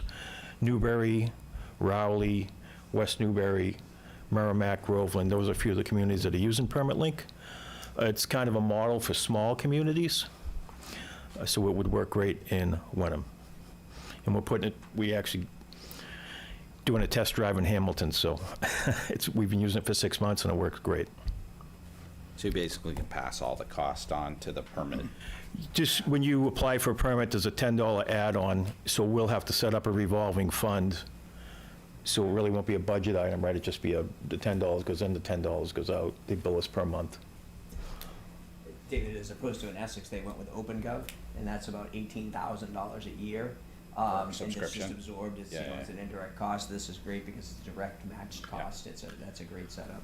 Yeah, we're actually approaching them and trying to build it out to see if we can utilize it for our planning department as well. So all the conservation planning, associated permits with that process. So it could be nice. Yeah, not sure the smaller, But it might not work, but we are going It to try. depends on a certain volume to give you the service for free. There's no charge to us, but, so I'm not sure zoning or planning would actually meet a minimum threshold. But we'll try. They're gonna give us a demo anyway. With variability, and let's say we go through a period where people aren't building or expanding for a period of time in Wenham, can you still pretty much cover, because you got a fairly low fixed overhead?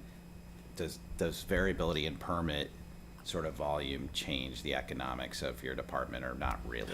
I would say it's pretty steady, and the issues that the weatherization permits, which is Mass Save, solar permits, they're steady, and I don't see that dropping off anytime soon. Maybe an uptick in that. So, and just with the going electric, there's a lot of permitting on the energy side. Sure. So. Yep. Okay. Thanks. And that's where we're at. That's great. Cleaning up all the old records and then automating it. That's huge. Yeah, we were, people would come in and ask for a record. They go, well, I don't see my house permit, and I had no clue. And then we found 15 boxes by year in the basement, so we have 7 left. And I would like to give a shout out. I have a gentleman that helps us out. He's a retired engineer from GE, and he likes to get out of the house. And he comes in 2 days a week for a couple hours, and he's really done the bulk of that work, and it's for free, so thanks, Neil. If he's not already availing himself of the senior property tax. He actually lives in Danvers. He just does it. Yeah. He enjoys it, keeps him active, and Right. Yeah, Neil's you had him in Danvers too. yeah, right? yeah. He used to Neil's- help us out in Danvers, so It's a great find. yeah, it makes me look good. Do you want to be a police officer too? EMT. David, just to your point too about the revenues associated with that too. I mean, the actual permit revenue is one thing, but that rolls into other things. I mean, obviously there's enforcement and safety and all that as well. But it's also, when you look at like this year, we had, typically we budget $150,000 for new growth when we're setting the tax rate. That number was over $300,000 this year, and in large part that's because of the building services department working sort of in lockstep with Todd and the assessor group to make sure you're capturing things correctly. And I can tell you in Essex, it's a big problem that the building department is a part-time department, and there is a lot of money left on the table, not just in building permit fees, but in really assessing properties correctly, and one, collecting more tax revenue, and 2, making sure that that tax is applied correctly across the board to people. So it won't always be $1 to $1. It's nice when it is, but there are other sort of supplemental sort of Drop the benefits to it. linkage. Yeah, agreed. Got Yeah, it. we invite the assessor out on, when big projects are being completed, new houses, stuff like that. They jump in with us. Sometimes it's their only chance to get in the building, so. Yeah, I know it's assessor calls, you don't get a call back. Building inspector calls, you have to call them back. Let me in. So it's just tag along.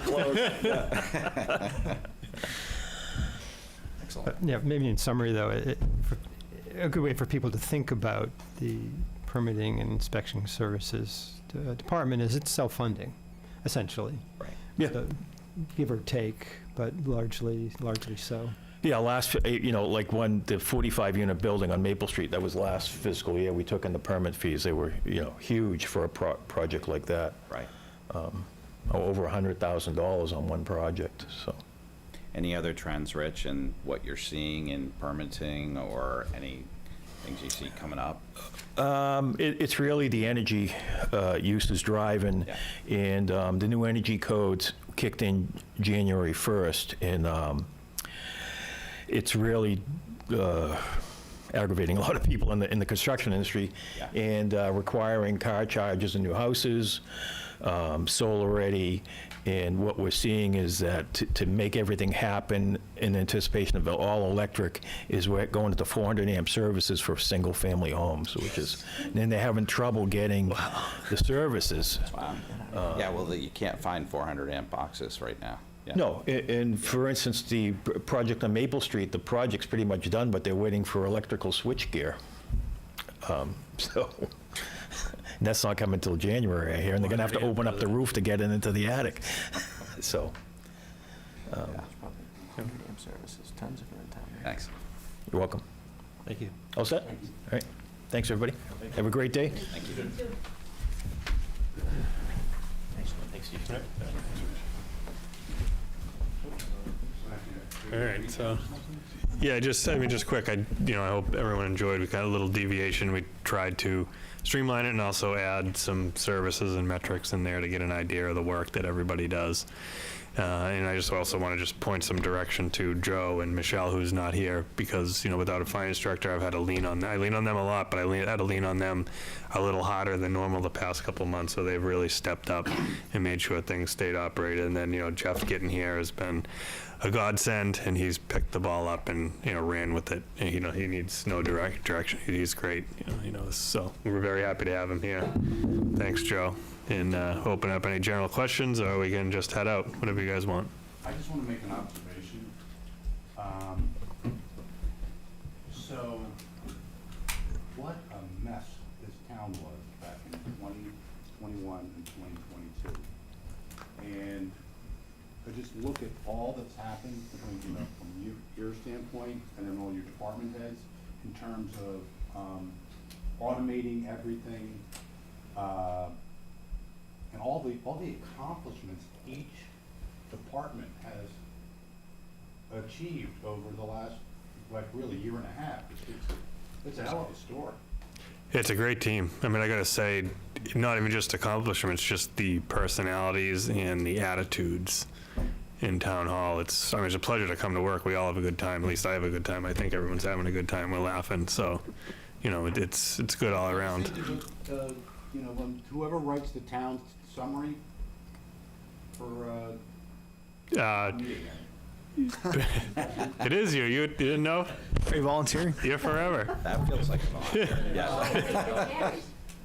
Yeah, so I'll echo that too, because certainly, you know, when I first came in office in 2020, it was amazing that Wenham was still a very casual, minimal government that essentially had no details and certainly inadequate in a lot of areas, especially IT, record keeping, and so forth. So I would echo too that the current staff here has made amazing gains over the past year and 2 years to bring the whole town into the 21st century, if you will. Well, I think this whole idea of letting our taxpayers know what they're getting for their tax dollars, and I think like a lot of the accomplishments that we just saw by department after department after department, somehow we need to put that out there.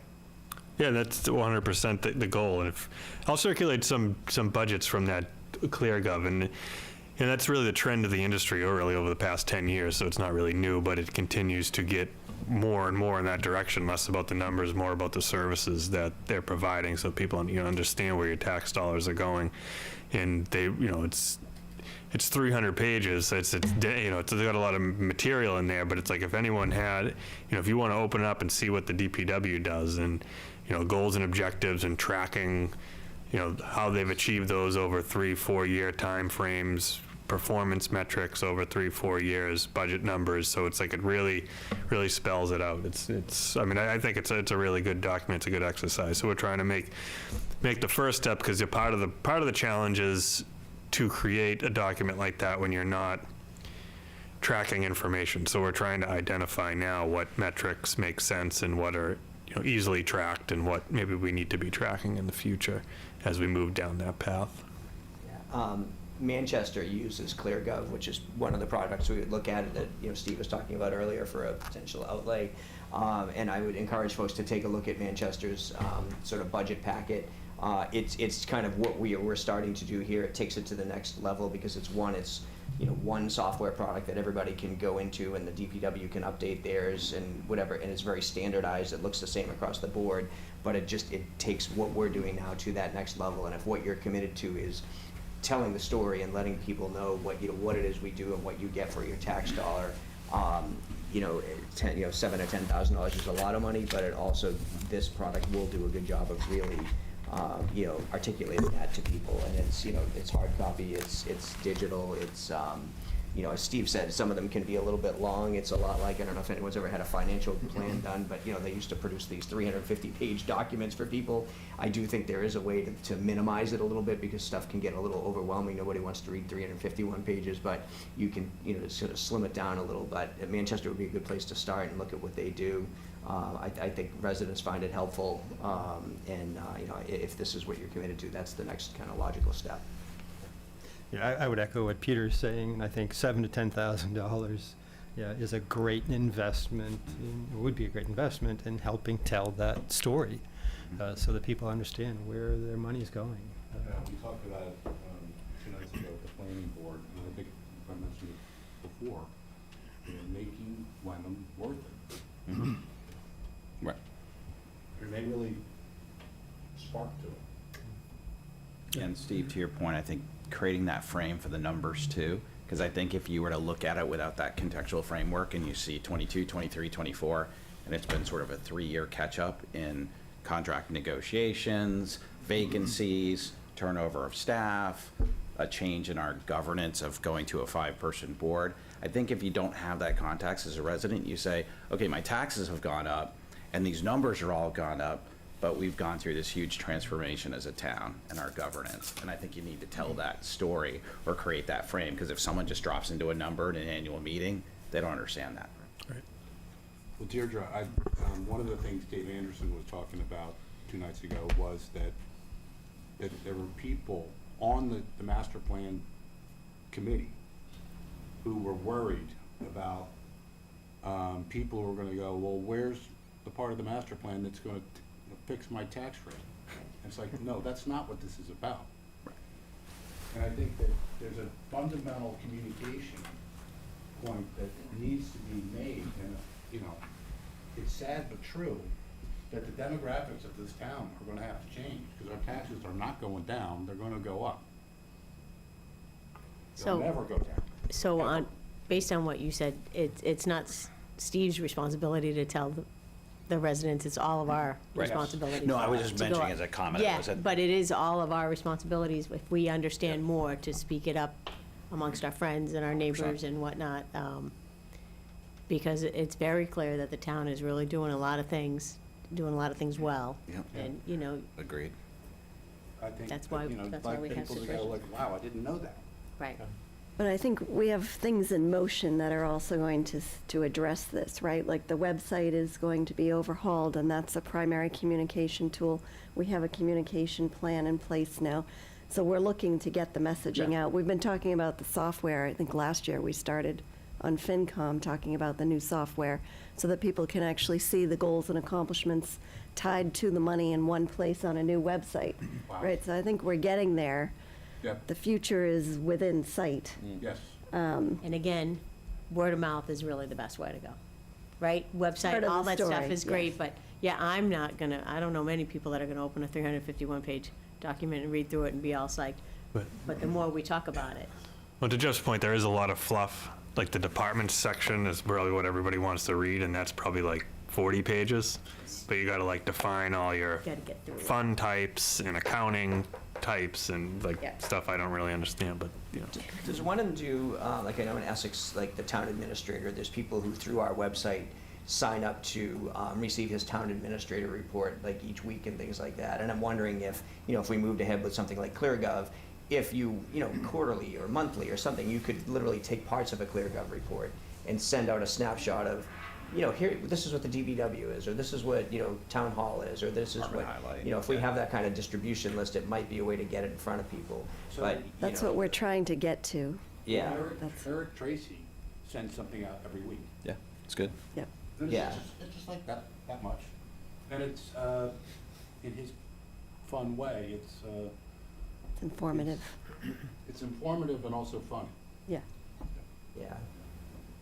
Yeah, because earlier Jeff was talking about the idea of like having things on the website about explaining assessing or how it turns into your tax rate and whatever. And the issue is always, we can build all these things and get them on the website, and people are always clamoring for, we need more information. But the reality is that like 2% of people go to the website and find those things. Right. So to Diane's point, it's the word of mouth. So I think again, those type of things, or ClearGov or whatever, become the tool that educates the people around this table in a small part of the population, but it makes all of us better informed to interact with people on a personal level. I think that's sort of the more indirect benefit of that type of stuff. And it would be the same with explaining the tax rate stuff and the assessing.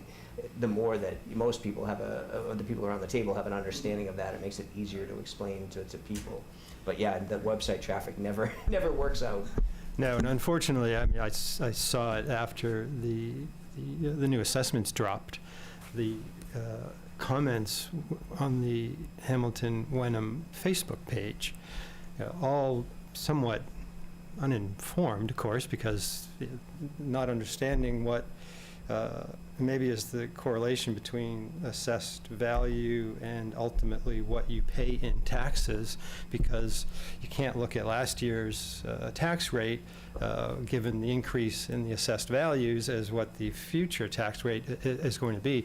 So it's just a lot of negative comments, frankly, being jumped on and echoed, I'd say, by folks in that page. So to the extent that the town can get more accurate information out there, I think it can blunt some of those criticisms.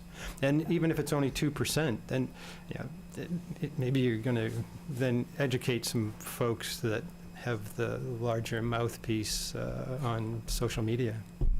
Yeah, I'm someone who doesn't use social media, but Essex has a similar page to Hamilton and Wenham, which I would monitor from time to time. And yeah, there would definitely be times I would ask someone, because I didn't have, say, a Facebook account, can you get this on the page that explains the new tax rate or the assessed values or whatever. And unfortunately, like you say, that's the new way of communication, and it gets out there and it steamrolls. And sort of one of my favorite examples, it's awful, but there was a Friday that tax bills went out, and they were the real tax bills, so they had the assessment on there. And someone noticed after probably 30 years that they had something on their tax bill, their assessment that was yard.